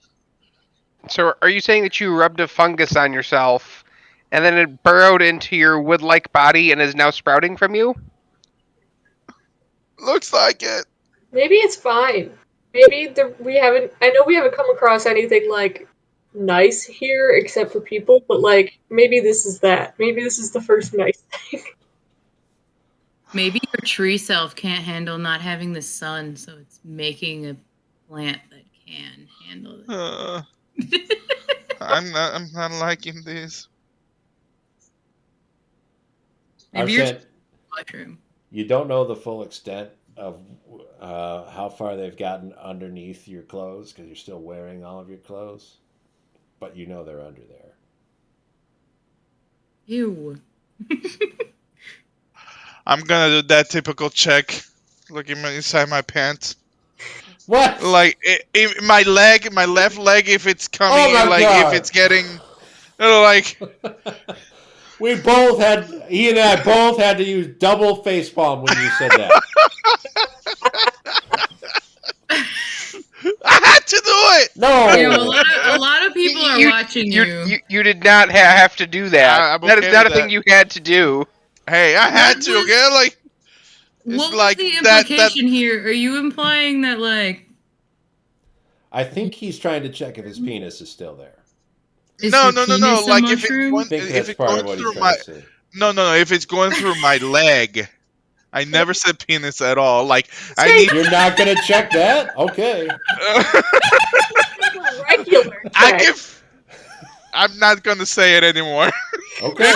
It's just gonna make it more weird. Okay. Okay. I'm gonna turn away because I have a question for Tanid, and I just don't want to see what Arvastan's doing. We'll come back to Arvastan. What would you like to ask Tanner? It's good. Do you know why one of the scouts would be off the trail? This seems like a very intentional trail here. Would they have gone off by choice, or We might have been trying to get a better position, or maybe he was running away. it's not too weird though?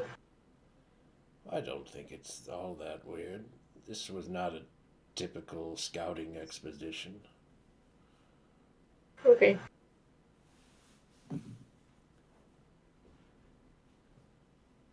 Arvastan, the mycelium is kind of spread across like your My whole wooden body. abs. Mushroom abs. If you're thinking just your wooden parts, that is incorrect. It has gotten to the rest of you also. You're not like coated in it, but it's kind of like this veiny white, like web of intertangled, like kind of fungal roots, and it's just kind of stretched on you. And you can see that there are like tinier little versions of those mushrooms growing on it, like on your rib cage. All right. And they've got Here's what I'm imagining. tiny little holes on them. Is it like the sea cucumbers that can like spit out their organs? Is it like that? Almost like that. It's like, I don't know. I mean, it's 100% like just regular mycelium. But if you're not super familiar with that, I could say on Arvastan it looks maybe like in Spider-Man 3 when the symbiote is like crawling over him. All right. He's being possessed. That's what it feels like. Not gonna lie to you. You can feel it, but it's not painful. It doesn't limit my movements. You don't feel any difference.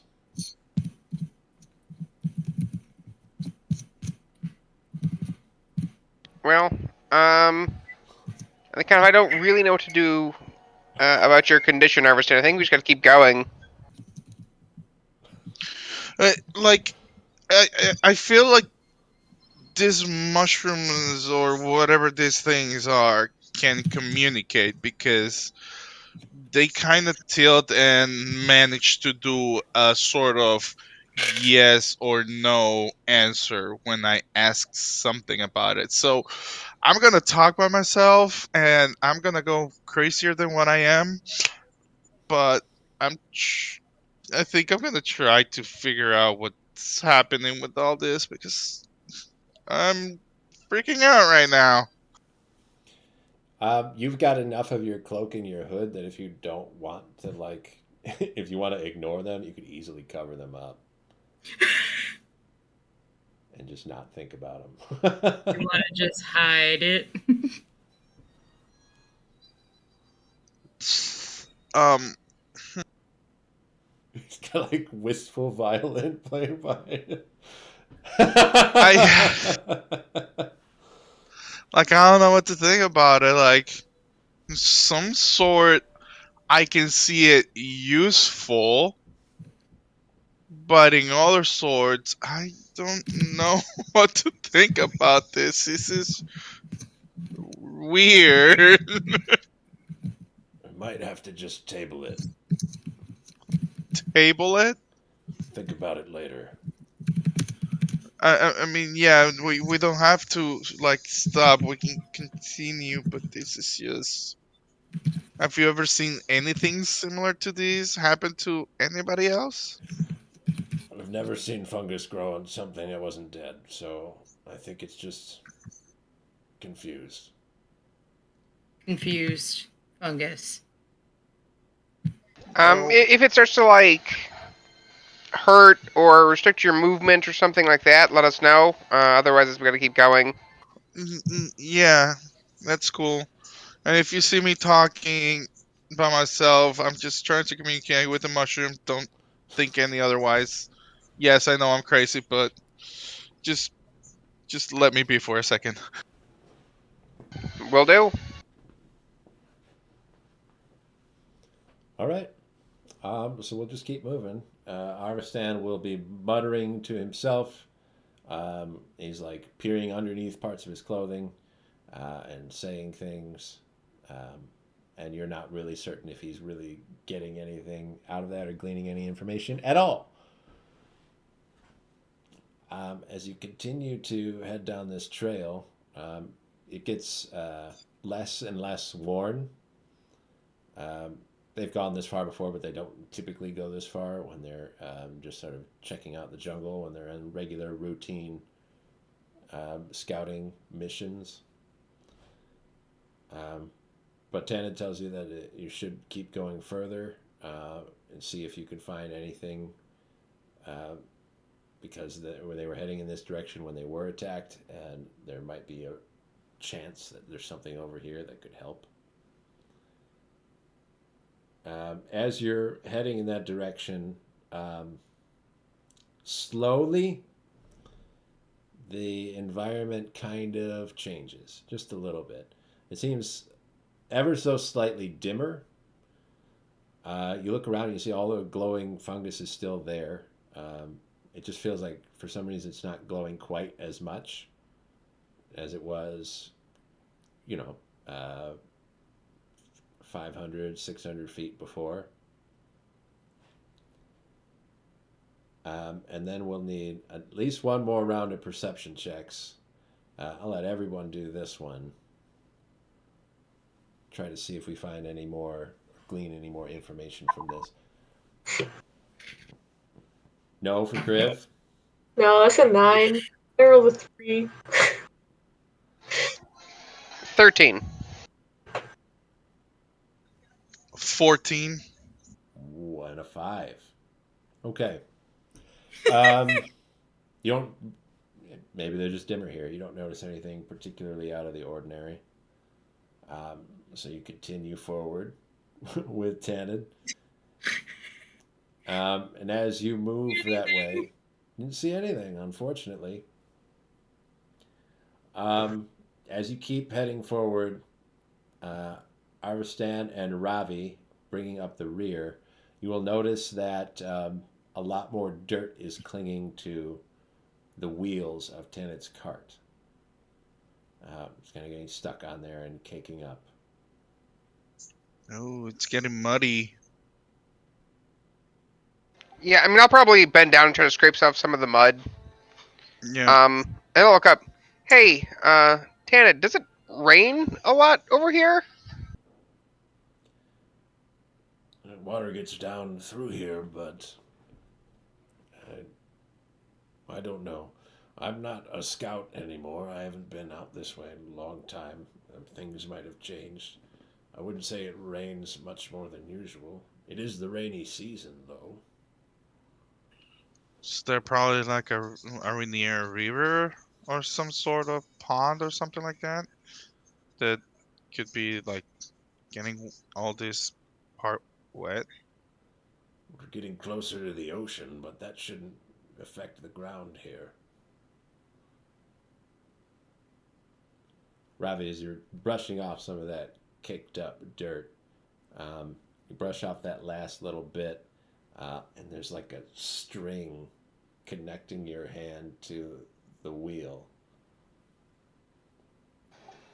Any idea what this is? And I'll kind of like scoop up some of it and kind of like show Tanid what I'm dealing with.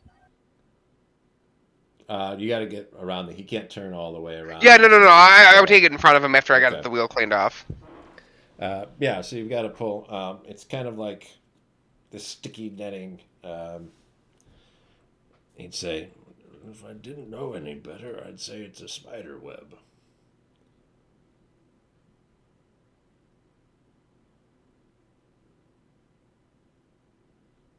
I assume that doesn't look like a normal spider web, correct? Because it's black.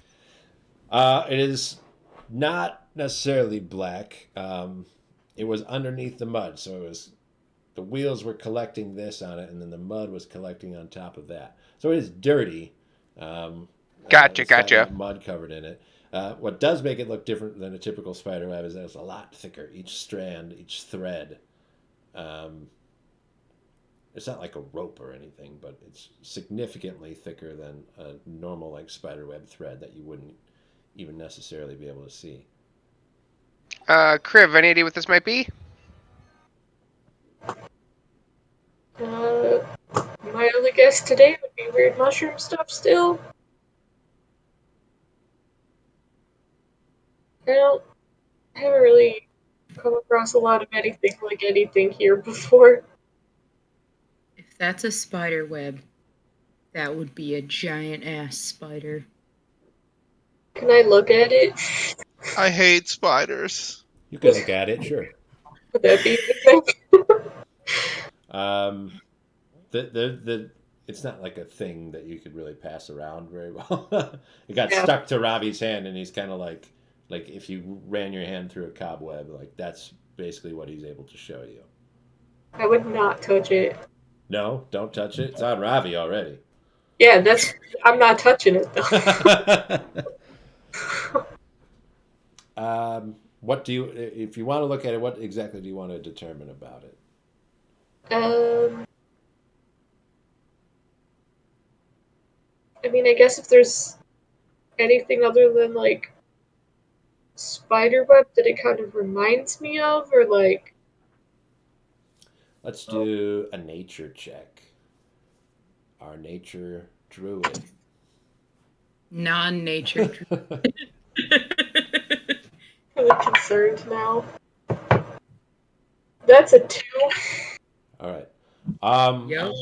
It's sticky. Yeah. You know that for sure. Sticking to his hand real good there.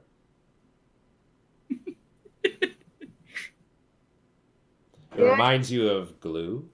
It reminds you of like sticky mud. You're just thinking of a lot of sticky things. Smashed caterpillars. Yeah. Sticky. Tar. Can you pull it off of yourself, or is it like stuck? Can I pull it off? When you pull it off, it comes off your hands, gets stuck on your other hand. So then you've got to do that. You rub your hands together, kind of like ball it up, and like toss it to the side. It's not difficult to pull off, but it is sticky. It wants to stick to your fingers more than come off. I mean, yeah, but it doesn't want to come off easy. Could you all stop touching stuff? Unfortunately, this is taken to our friend's cart here. Plus, you keep touching dead people. You know what? I don't have anything stuck on me, or growing on me, or talking to me. I'm not hallucinating. Or are you? Corpses. When Robbie finally gets that like ball of web off of his hands, and he tosses it off to the side to the ground, it doesn't hit the ground. It sort of like hangs and then like shakes in spot for a second. No. There are webs everywhere. You could start to see them like catch the light off of some of the fungus, stretching out off the path in that direction. So if I cast the spell light and I start to shine it, do I see like just a giant maze of webs forward, or It's not like super opaque just yet, but it's like covering the fungus. It's like covering the whole floor. And as you shine it up and around, you can see that it stretches up into the branches of the trees, and that there's like web stretching out across the branches up above you too.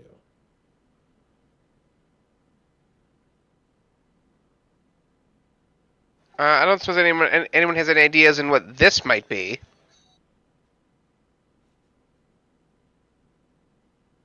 Spiders. Yeah, if we found big spider web, maybe big spider. Maybe instead of growing cute little butterfly wings, they grew big spider legs. That sounds terrifying. I don't know. I'm making stuff up. That bear guy had more legs. I'm just saying. Yeah, but an army of those things that have giant spider legs and can crawl up trees, not an ideal opponent. At least you can break the webs. It could be much worse. We might not be able to break them.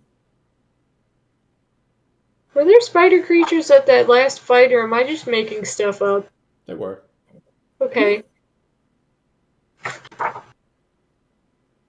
Maybe it's those.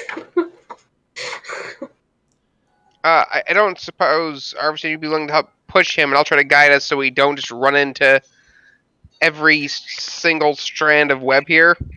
Yeah, sure. Yeah, I'll help out, and that way I can keep my mind out of these things going on me. As Ravi turns around to shine the light and help guide you further along, you can see he catches some of those webs, and that vibration comes back towards you.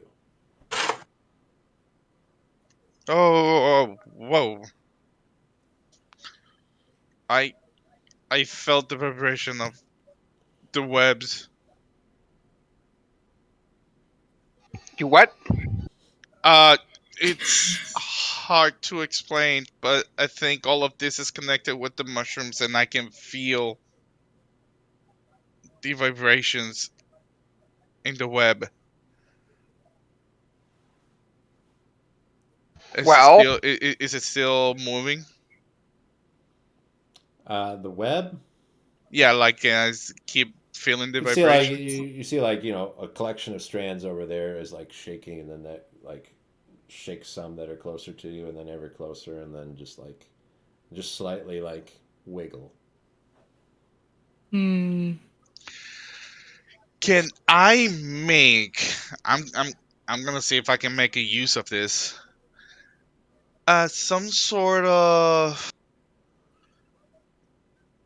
investigation or perception to like if I feel it shaking like really strong, it would be like warning me that something is coming through those webs.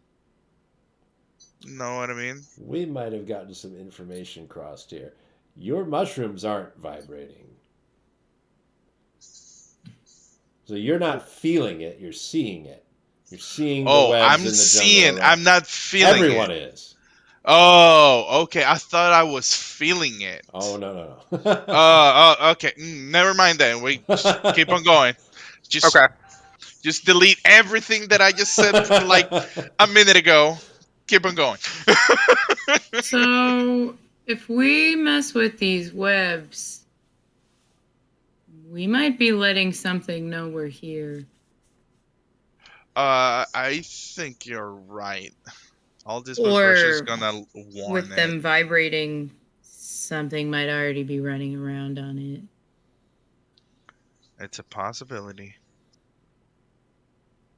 Do I see any feasible path forward without touching the webs? It will be difficult, but it's possible, at least for now. I think we should avoid them as best we can. I can. Much harder with Tanid. If just the four of you, and like Griv could turn into a mouse or something, It'd be really easy to get past them. And Shell even too is just too big. I can try to burn a little bit of a path in just the web. Just for a little bit here, though, but Do you think that lets them know it's burning? I don't know anything about spiders. I feel like anything that's going to happen to it's probably not great. Yeah, I don't know if we have a choice. This I is mean, just at least they won't have like a web to run on. this is just the version that means it's not stuck to us. But I don't know if that's that much more helpful, really. I don't know. I don't suppose you just like cast a large group of fire way over there and hopefully draw them that way, could you? I mean, there's a lot of things I could do to draw attention right now, but Think it could be a much bigger fire than we intend. it depends. I have a lot of types of different fire, how should I say. Spiderwebs burn like nobody's business. How many spider webs do you burn? I don't appreciate that question. It would be useful information right now if you have a history of this. I don't have a history of burning spider webs. Just seems like it would burn easily, like hair. Hair burns easily and fast. It Burning smells that's bad. worse than burning spider webs, just to throw that out there. Have you burned a large mass of thick spider webs? No, but I've also not burned anyone's hair. Oh, I have. Except one time yours a little bit, but that wasn't on purpose. Mm-hmm. Yeah. Mm-hmm. I will say, if you burn off the webs, whatever's walking on them can't walk on them. Yeah. Alternatively, then we are probably for sure found out, but I don't know if we can avoid that, considering there's no way we're going to make it through all this stuff without bumping these webs. Well, the last time we wanted to be sneaky, I exploded a tunnel, and all the little buggies crawled out of it. So, what do you guys want to do?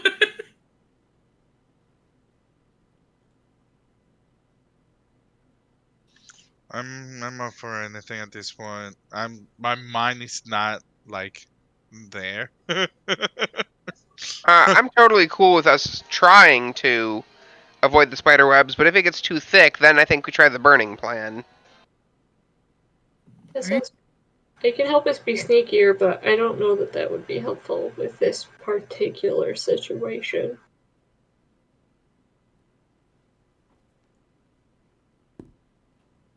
But I can always do fire. Okay, so we're getting ready to try to find a path forward, avoiding the webs. As best we can. Okay, Ravi, make a survival check. Arvastan, make a perception check. I may have something else if I can remember how it works. 22. All right, Ravi, you think you could parse out a decent path to try to get away from all of these webs? Wait a minute, Crib. Can you make him into a smaller animal? You said perception? Yeah. 21. Okay, Arvastan, pulling up the rear behind the cart, as Ravi is trying to find this path forward and lead for somewhere to take Tanid without disturbing the web. You see like a black clawed hand just kind of slowly extend out, reaching down just ever so quietly towards your shoulder. To my shoulder? Yeah, it's inches from you. And I see this. You do, yeah. I'm gonna freak out and grab it and pull it down. You grab it and pull on it. You see a horrendous, hairy, fanged, sort of like screeching monkey face with big spider fangs twitching off of the front of it. You do not pull it down. You pull on it. You grab it. It grabs you. And as you look up, you can see it's got this distended abdomen growing on the back of it. Its long tail is wrapped around this web hanging from a branch above you. It's got its forelimbs are this big black, like arachnid claws, but they're hand shaped, and that there are four more that are like starting to sprout out. That they've got less fingers. And it starts pulling you up into the trees. I want everybody to roll initiative. Ah, Oh, it's a spider monkey. it's like the face stealer from Avatar. Why do you do this to me? I hate 17. spiders. I was clearly too busy looking for a path. That's a 4. 16. I got 4, 16. What? How did they get? 17. 17. I got a 22. 18 plus 4, 22. 22 for Arvastan. 16 for Crib. Got Luna right after Arvastan. Let's do a roll for Shell. Tanid cannot fight. And as such, is not going to be part of the initiative order. Shell's also got a 17. Should go right after Ajite. The spider monkey crit on initiative. Ooh, she didn't start? That's crazy.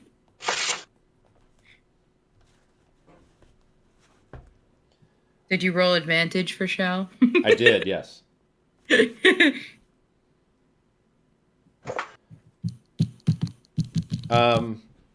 The creature has you up in the air, Arvastan. It's holding you, and then it's going to start tearing at you with one of its claws. So with that attempt, let's see if it can get you. Your armor is going to be able to hold that off, at least. Then it's going to try to bite you with its big fangs. Wow, not rolling super well. You're not using that die anymore, Spider. No, yes, keep using it. You get yourself out of the way of that. Oh God, thank you. Yeah, and then it will be Arvastan's turn. I'm gonna dagger attack this specific and try to like cut it or do damage to it so it can drop me. You want to attack it and get it to drop you. Yes. Okay, I'll have you. You could make either a strength, athletics, or dexterity acrobatics check. Dexterity, acrobatic. What's my acrobatic? Okay. Okay. It's going to try to hold on to you. That is a 15. 15. You're tied, so it keeps you. Damn. Okay. Still And that held would be on to that you. would be count as my action though? That's one attack. You could try it again. That's one attack. Yes, I'll try again. Okay. Gonna try to hold on to you again. Same roll? Same one, yeah. Okay. I got higher this That- time. I hope it's not higher than me. That's an 18. We tied again. You still get grabbed. Oh, come on! That's your action gone. You got a bonus action. But no movement. You're grappled right now. What can I do as an action? As a bonus action? I don't know. Whatever you got. Spells, maybe? I don't know if you want to. I don't think that as a bonus action I have a spell. Do you get another strike? No. I honestly don't have it. If he had an offhand attack, but since this thing grabbed his arm, he's not going to be able to do that. Yeah. That's why I can't do the double dagger attacks. Thought so. Yeah, All I right. mean, yeah, that's it. What's Luna gonna do then? Luna is gonna jump and grab me by my leg and try to pull me down. You're a little too high for that. This thing, Ah, come on! since it went first in the initiative order, it's got you up a little bit. Ah, You're about 20 feet off the ground. okay, okay.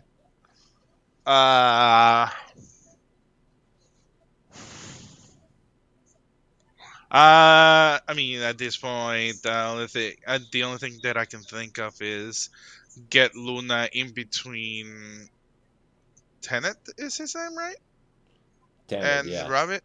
Yeah, in between Tenet and Rabbit. Okay. And hold her action in case another hand or something like that comes close to attack Ravi or Tenet. Okay. Then Hajate will be next. A spider monkey's got Arvastan. Um, I would like to use vicious mockery. I'll be Yeah. right back. You're going to mock it? It's easy to Yeah. insult. It's kind of disgusting.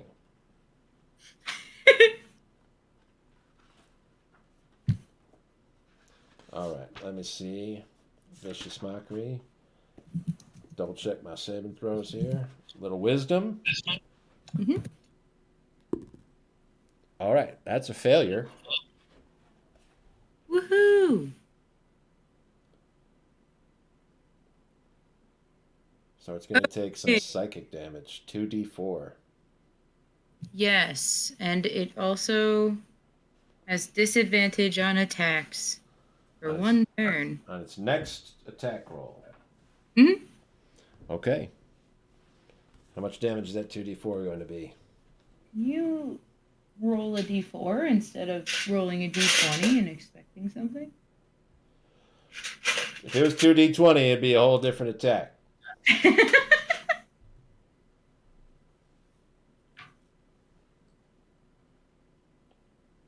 Seven. Oh, it's pretty good. All right. What else do you want to do, Hajate? You want to be anywhere specific? I'm gonna throw Bardic Inspiration at Arvastan. Okay. It was really hard to not say Jason. He could use it too.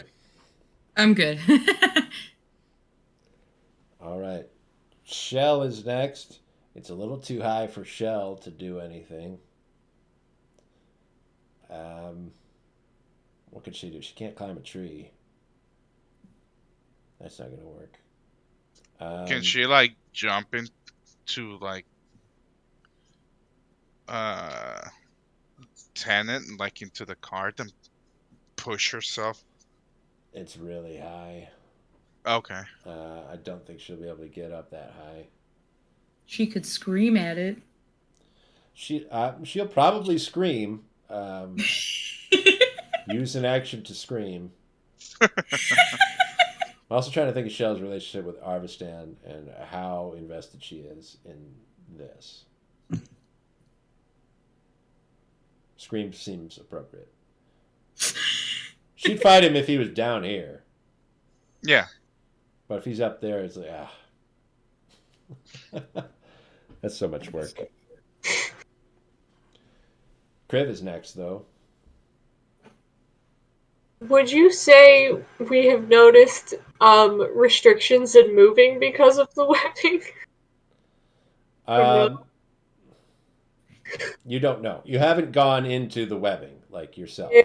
It clogged up the wheels a little bit. They got caked with mud as they were going. But Arvastan was picked up in a spot that there wasn't web. And there isn't web between you and him right now.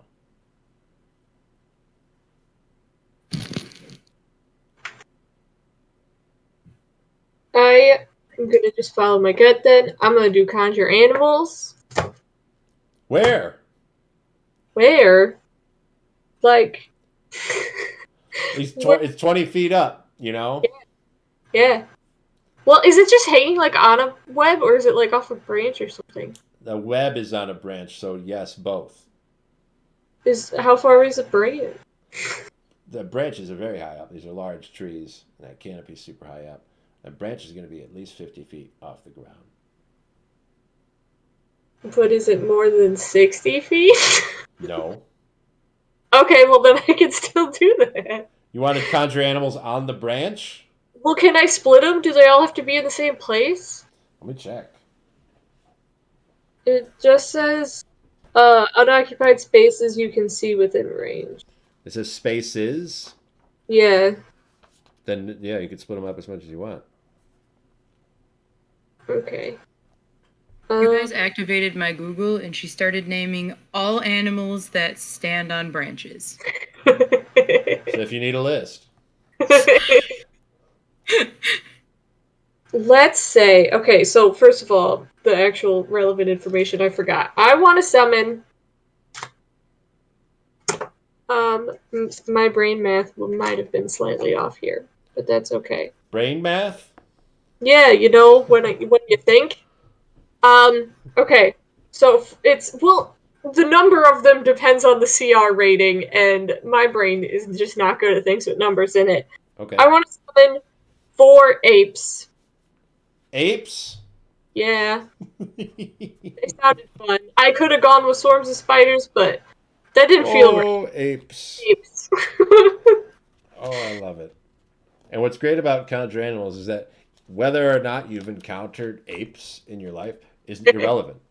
I should just conjure a bunch of animals so I can see them and turn into them. These are technically fey, though, so you won't be able to Darn it. transform into them, seeing the conjured versions of them. 4 apes. Now, some of them are on the branch and some of them aren't. Is that correct? Yeah.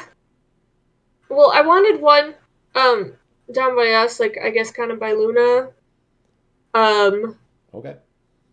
My thought was one up on the branch at least for just like that's the one for hurting the spider. I don't know how I thought it was gonna work, but I was gonna have one try to get Arvastan separated. I don't know how that would work if it's midair, so that's probably not the thing I can do. You could conjure one above them to fall on them, I guess. Yeah, I'll do that. You'd have to climb the spider web like a vine. You better watch out. It's gonna take ape damage.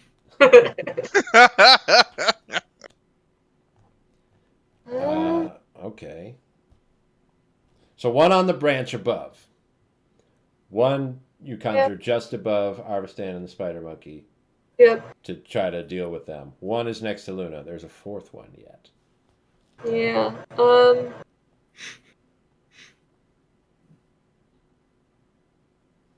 I guess ground with us. Again. I don't know. Okay. I'm gonna roll ape initiative. Yeah. Ape initiative. Go ape shit. They're gonna go right after you. Cool. How convenient. The two on the ground, I'm gonna say.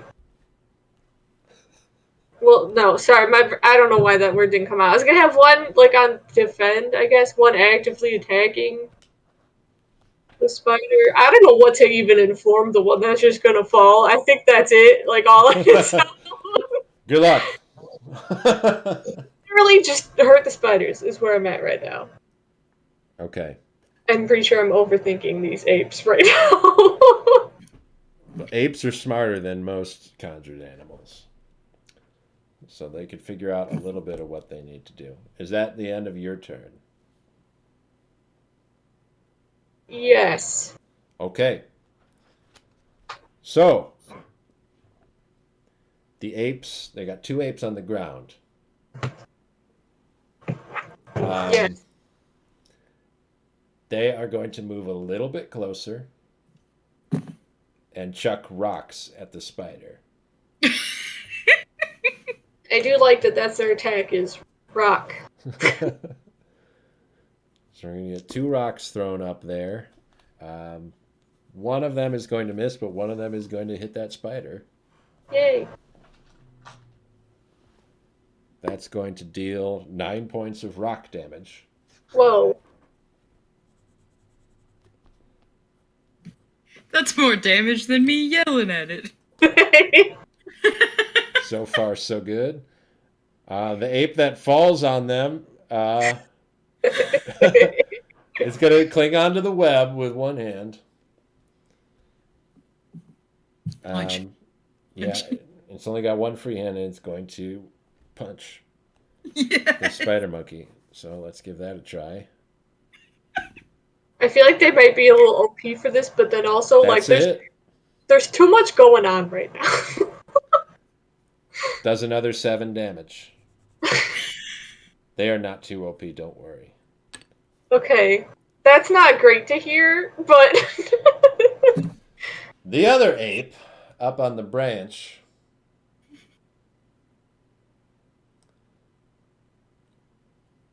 I don't know how well that's going to work. It's going to have to use a rock. He's going to grab a rock and attack the web. that sounds good. Where did he get a rock? It's from the Magic. spirit realm, same place he showed up from. He's got his own rocks come with him. Jade rock.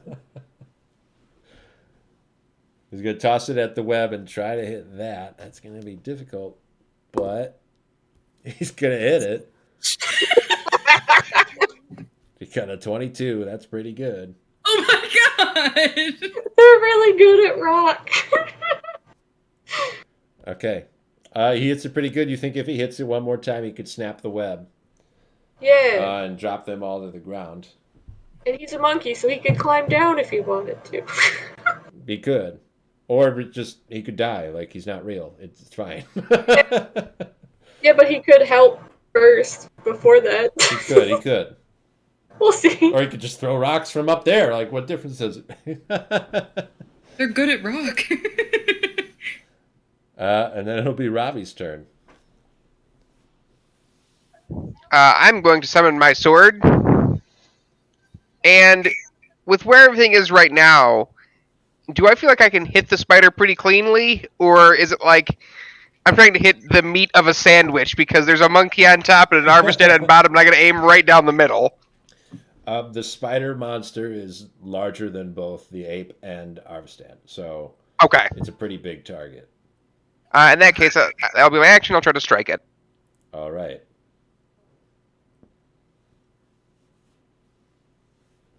$16? 16 is not enough. Okay. And this one's already mutated to the point where its bones have become plates on its outside, so it's got an exoskeleton now. Excellent. Excellent. Perfect. Anything else from Robbie? Nope. Okay. What are we gonna do to Arvastan? Keep killing him. Let's claw him up. No, that's not fun, David. Yeah, but we can. This one will Sure. hit you. Aww. You will take 5 points of slashing damage. Alright. Then it's going to attempt to bite you.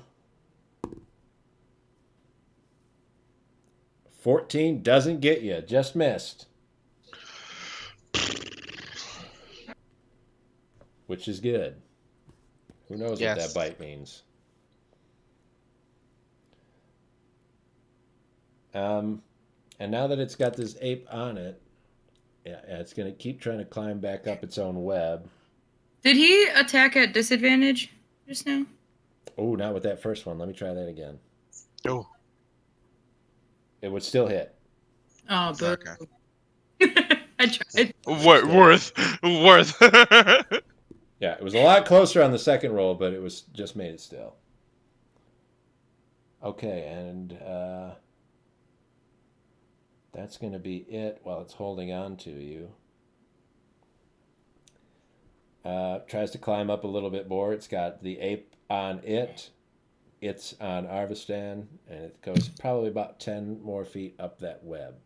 It's about 30 feet off the ground.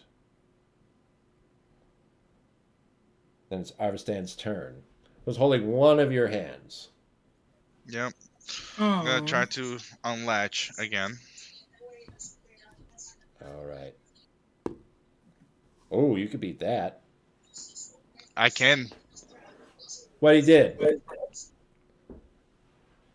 His dice are broken.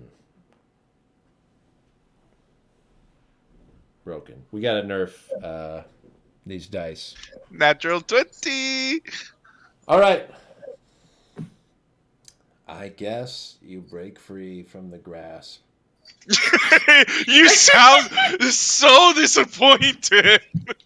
You're about to be disappointed when you fall and take 19 points of bludgeoning damage. Whoa! Wait, but a natural 20 doesn't help me with like mitigating that damage. A natural 20, you break With clean acrobatics? free of With the acrobatics? spider. Ooh, that got your hand free.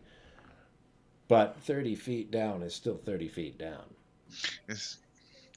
What if in the middle of the air falling, I was so fast that I tied a rope to an arrow, shoot it into a tree, and swing with the tree and save myself? Whoa, that'd be really crazy, wouldn't it? That would have been nuts. Damn it! So you You said hit what? the dirt. You said 19 points of Yeah. damage. That's more than him hitting you. But he won't do it again, right? Exactly. All right. My second attack. I'm gonna attack that guy. Can I do a perception check and see if this is an aberration? An aberration? Yes. Um, Aberration or undead. No, it's not undead. So yeah, aberration. it would be insight over perception. Insight. Okay. Will that take my action? No, it doesn't have to. Okay. All right. So that's a +3. That'll be 16. All right. You determine for yourself that these, like hybrids, these omni that are being transformed into bugs, are more monstrosities. Okay. The maggots, like if you were attacking just a maggot, that would be more of an aberration. Okay. Alrighty. Alright. I'm gonna do sharpshooter then. All right.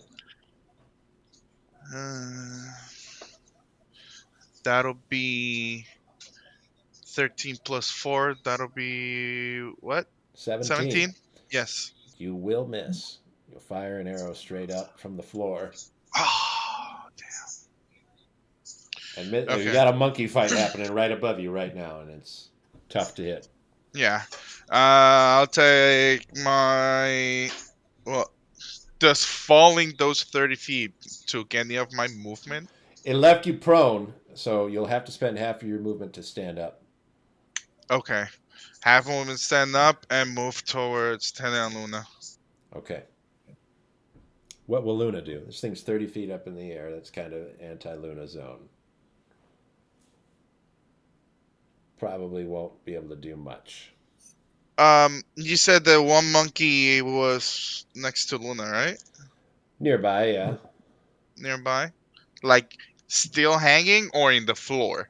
On the ground, On the ground? chucking rocks. It's a good ape. What are you going to do with this ape? What is Luna going to do with this ape right now? What's in your head? Luna's gonna attack him. You don't attack the ape. That's Criv's ape. Oh! Yeah. No, I'm talking about the spider ape. There's only one spider. Just one. Oh, it's only. Oh, okay. No, Luna's gonna stay where she is. Okay. Make the ape throw the dog. Little fastball special for you. Hazarte is next. Yeah. I would like to cast Dissonant Whispers at level 3. Whoa. Okay, we're done playing around with this. Just want to double check. I believe that's a whiz save. Yep. I think so. I test with Vicious Mockery. Well, your test won't help you too much because I just rolled an 18 to save on that. Too bad, butthead. Do But anything then? does it not do anything? I don't think so. Still takes half damage. Shit! That's at level 3, so that's 5d6. Mm. Well, that isn't that bad. Could still do up to 15 damage. Psychic damage. And I heard spider monkeys aren't fond of that. You don't like psychics? I don't know. Well, listen, I've been playing a little bit of Pokemon, and this is a bug type, which psychic type is not very effective against. So, I got 26. wow, Ooh. that's a great 5d6 roll. 13 damage. Okay, this thing is racked with pain. You see all those like little tiny limbs in the middle just kind of curl up in agony as it's being punched by this monkey. Anything else from Hajite? No. All right. I don't know who's got jumpy boots, but don't forget you have them. Also, Arvastan, you have bardic inspiration. Thank you. And I still have jumpy boots. Oh. I thought Robbie had him from going up the tree. Oh yeah, that is true. That is true. Yeah, Robbie has them. We had I the forgot. ring. I've totally forgot about that. I gave the ring back. Oh, you give the ring back. I was Yep. going to say, did everybody give Robbie all their magic stuff? He's their superpowers now? Okay. Shell is going to do nothing. Not interested. Claire's turn is next. Okay. I do whatever it is that I have to say to the monkeys to just keep doing what they're doing. They're doing good. You give him a big thumbs up. Yeah. I don't know why I always feel like there's like a genie's wish curse where if I don't say the exact right phrase, like they won't work and they'll kill us all. I don't know why I keep getting really scared. Because I might do it. See, I Just don't do it know. anytime. You'll never know. The one time I'm like, it's fine. Yeah. Dave knows what I mean. That'll be the time. But I actually, summon a bunch of sharks that just go, they're going to fight the bad guys. And then one person bleeds and they go in a frenzy. yeah. I want to try doing Scorching Ray at the spider. Yeah. That's a good Yeah. idea. It's really far away. So, yeah. All right. That's 3 spell attack rolls. Yes. Well, this one's a nat 1 because we know how I am with Scorching Ray. Okay. Oh boy. Just a little heads up ahead of time. That one's going to miss. Yeah. Okay. Yeah. This one's a 19. Now is when I add my spell attack bonus, correct? Absolutely, yes. So 25. All right. That's significantly higher. Yeah. Now we gotta see how this last one goes. This one is 13. 13. So we've got a nat 1, which would be 7, right? And then Yeah. 25 and 13. Yeah. One of those has hit. All right. The other 2 zip off. Since you're shooting up, they go up. But hopefully, no forest fires this time. D6.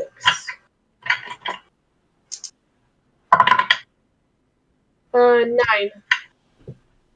All right. 9 damage. You send those 3 bolts of flame up. One of them strikes the spider, and 2 others go careening past it. You can see they kind of light the area as they go higher up. A lot of that mushroom doesn't get up that high, so you get a better view of higher up in the canopy. There's a lot of web up there. There's more up there than there is down here. Um, it's kind of like in patches, stretched in between branches and the trunks. You hit the trunks of the tree, and it just fizzes out. Jungle is not, at least in this area, especially prone to flame. So you don't Good. light everything on fire. Good to know. The apes, the ace in the hole, go next. So I've got to punch an ape right now. Yeah. I'm just going to give one punch. That's going to miss. He lost it. Got the rock ape up on the branch that's trying to cut the web. Let's try to cut the web. That's going to miss. And I've got 2 rock apes down at the bottom. We're going to throw 2 rocks. I'm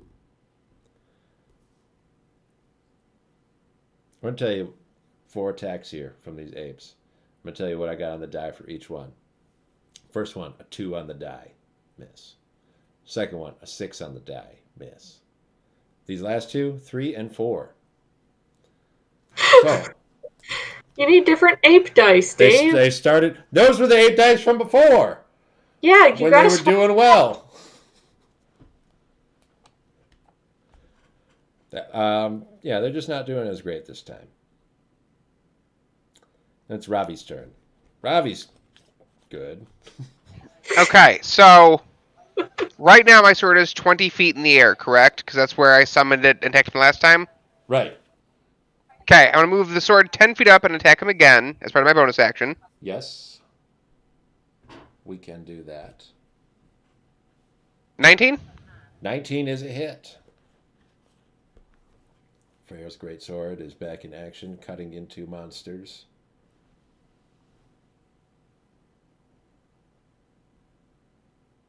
9 damage.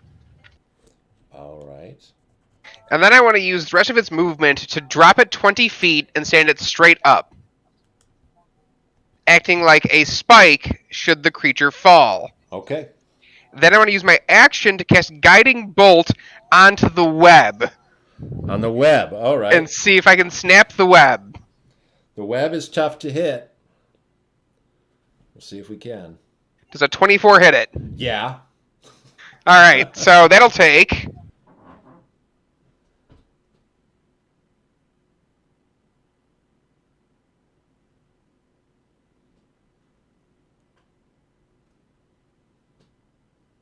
$18 damage. Okay. That lights up the web, but that is irrelevant at this point because the web snaps. The spider monkey and the ape on top of it come plummeting down. And it lands back on top of Freyor's greatsword. Can I get the damage for that again?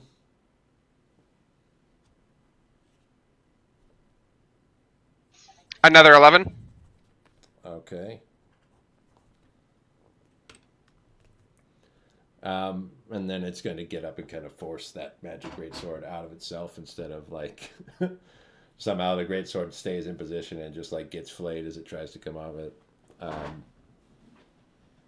And you'll see the monkey kind of get on the ground. It's got these like spider monkey hands that it stands up on. The forelimbs in the center don't reach all the way to the ground as it's standing there. And it's been grounded at this point. Anything else from Ravi? That was quite a lot. Nope, that'll be it. All right. The spider monkey will go next. It looks like Jason's fighting it right now. Got him.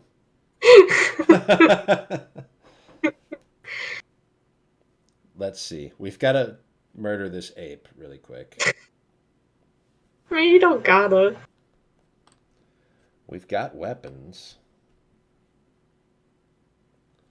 We do have to kill this ape first.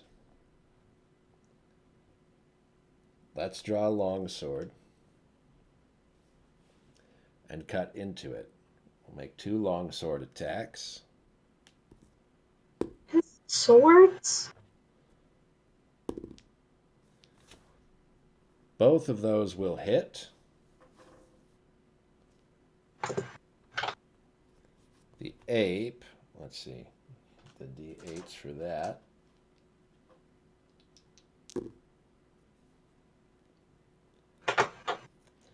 It takes 11 points of damage from that, brings it down to 8, and then it's going to bite the ape, or try.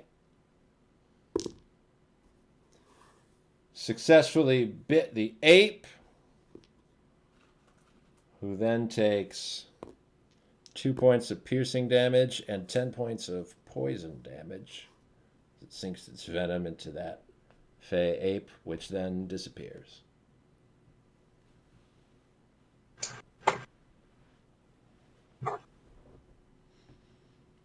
And then it kind of makes a weird hissing sound at the rest of you, and it's Arvastan's turn. Arvastan did move. Okay. Just remembering where you were at last. I didn't fall on him, did it? No.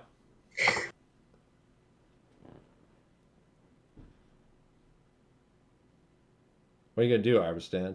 Pet the cat? Yeah. I assume that means punch the monkey.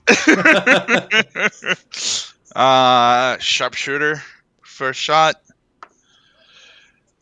It's a miss. Oops. Second shot. Oh, that's better. That's an 18 plus 4. That's 22 to hit. That'll get it. Yes. Okay. That's D8 plus. D8 plus what? Plus 4. Okay. Plus 10, right? Yes. D8 plus 4 plus 10.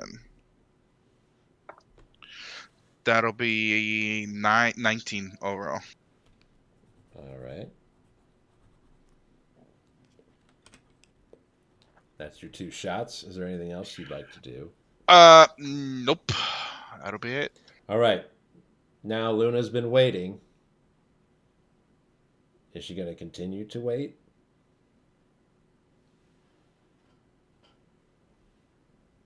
You know what? No. Luna's gonna move forward and try to prone this guy. We'll see. Shit, Luna. That's a no. Okay, Luna attacks better than me. That's a 19 plus. Luna's not doing a sharpshooter. True. She still hits hard. That's a 19 plus 6. That's a 25 to hit. Absolutely will hit, yes. That's what I'm saying. She does more than me. She has better luck. 2d4 plus 6.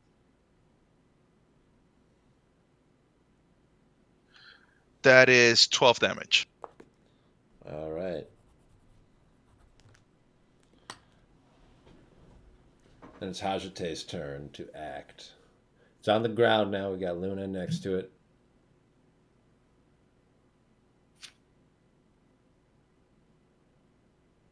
I want to cast Thunder Wave, but I want to do it in a way that doesn't hit Luna.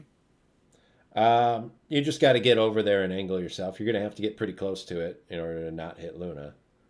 Yeah, sure, let's go. Get over there. Let's make a Constitution saving throw. That is a 12, which is a failure. Woo!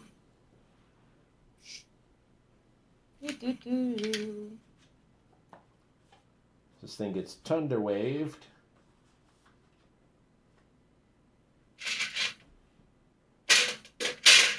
Which is 2d8 because I didn't say the ding dang level again.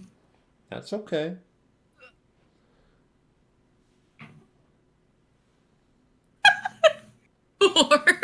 Four.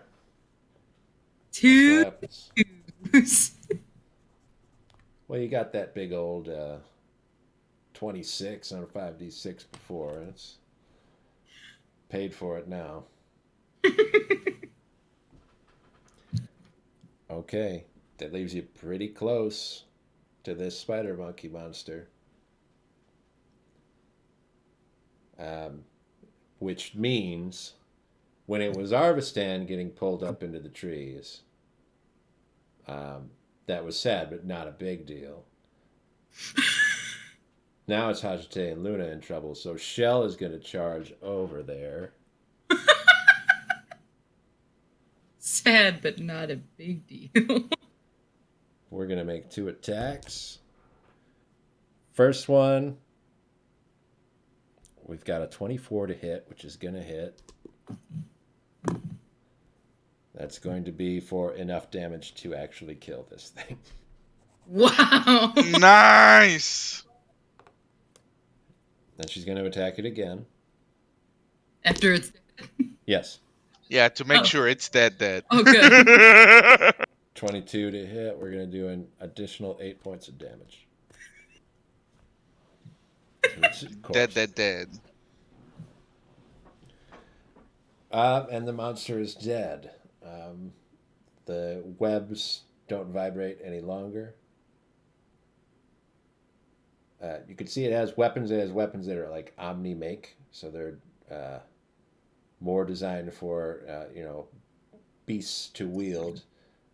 This one's slightly different since he was sort of like an Omni with thumbs.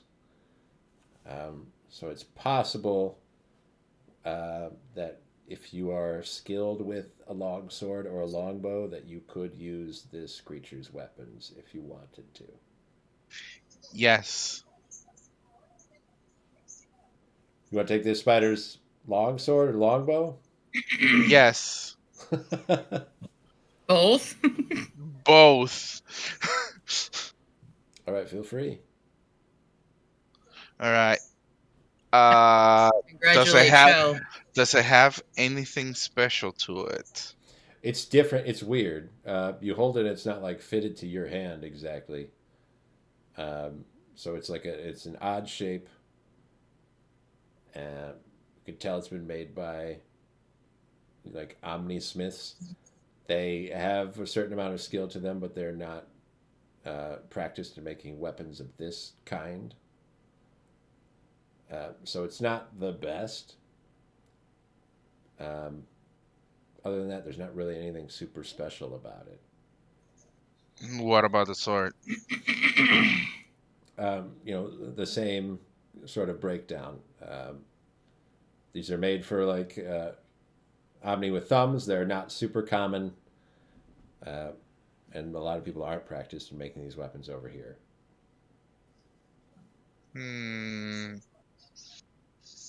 Yeah, I'll grab him for now. All right. Otherwise, I mean, even without making a check, it's immediately apparent to everyone that the transformation of this creature is a lot further along than it was for the other ones at the battle at the village earlier. You don't know how long it's been since this creature came into contact with the maggot. You don't even have to look very hard to be able to see that this one also has those wings protruding from its spine. They're larger on this one than they were on the others. Not big enough for it to like fly or anything, but I'd say kind of like like a little girl goes to like a costume shop and gets like fairy wings. She can wear them and run around. Maybe just a little bit smaller than those. Whereas before they were like actually the size of a butterfly's wings on a full like person-sized thing.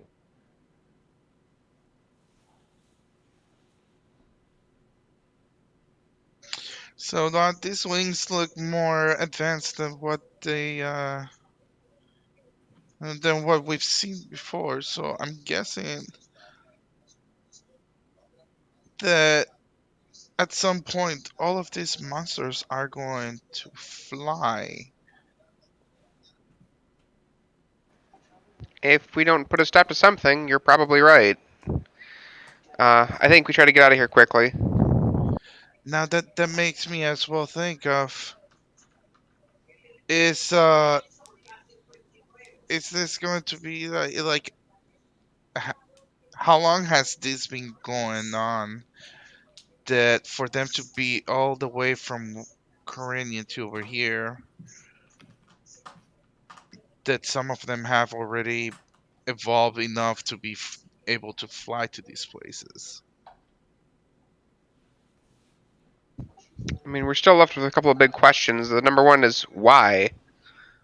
What is causing this and why is it causing this? Like, for everything we can tell, they're not trained. It's not like they're soldiers in an army, they're just monsters.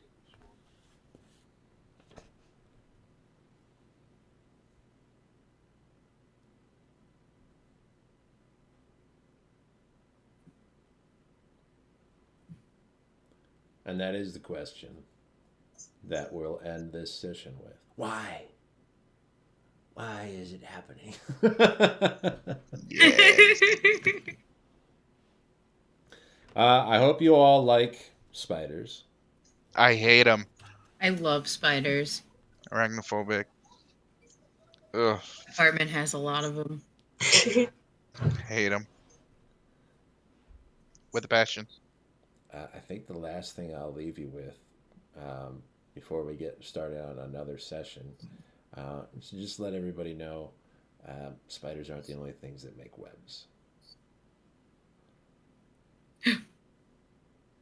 Is everybody okay to play next week? I'm scared now, so I don't know. Yes. Yes. I don't know. Let me think about it. Are there Jason gonna be may never come spiders? back. As long as we're done with spiders, I'll be here. We said there are other things that can make webs. That implies we're gonna meet them. I mean, yes, other things that have mutated from the Jason, if you spiders. didn't get high on that perception check, that thing would have stealthed you, and it would have been even scarier. I was hoping to be able to describe a spider crawling on you. Oh God, But you couldn't. no, no. Oh, thank God. Caught his creepy little hand. I'm gonna get someone in your house to like just touch the back. Oh of your hell neck.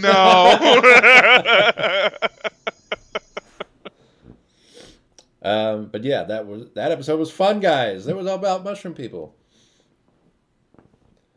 That's a whole Can I get other the problem that mushrooms we're out not of even me? thinking about. Mushroom people that are living on So, Arvastan. right, it's just another, potentially life-threatening situation to Arvastan that everyone else is willing to just kind of move past. I know, right? Nobody even worry He about it. moved past. I can burn it off if you want.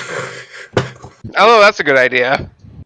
I'm sure we'll find out eventually if it's okay or not. I'm more likely it's not okay. But until then, that's the end of another episode. Bye bye.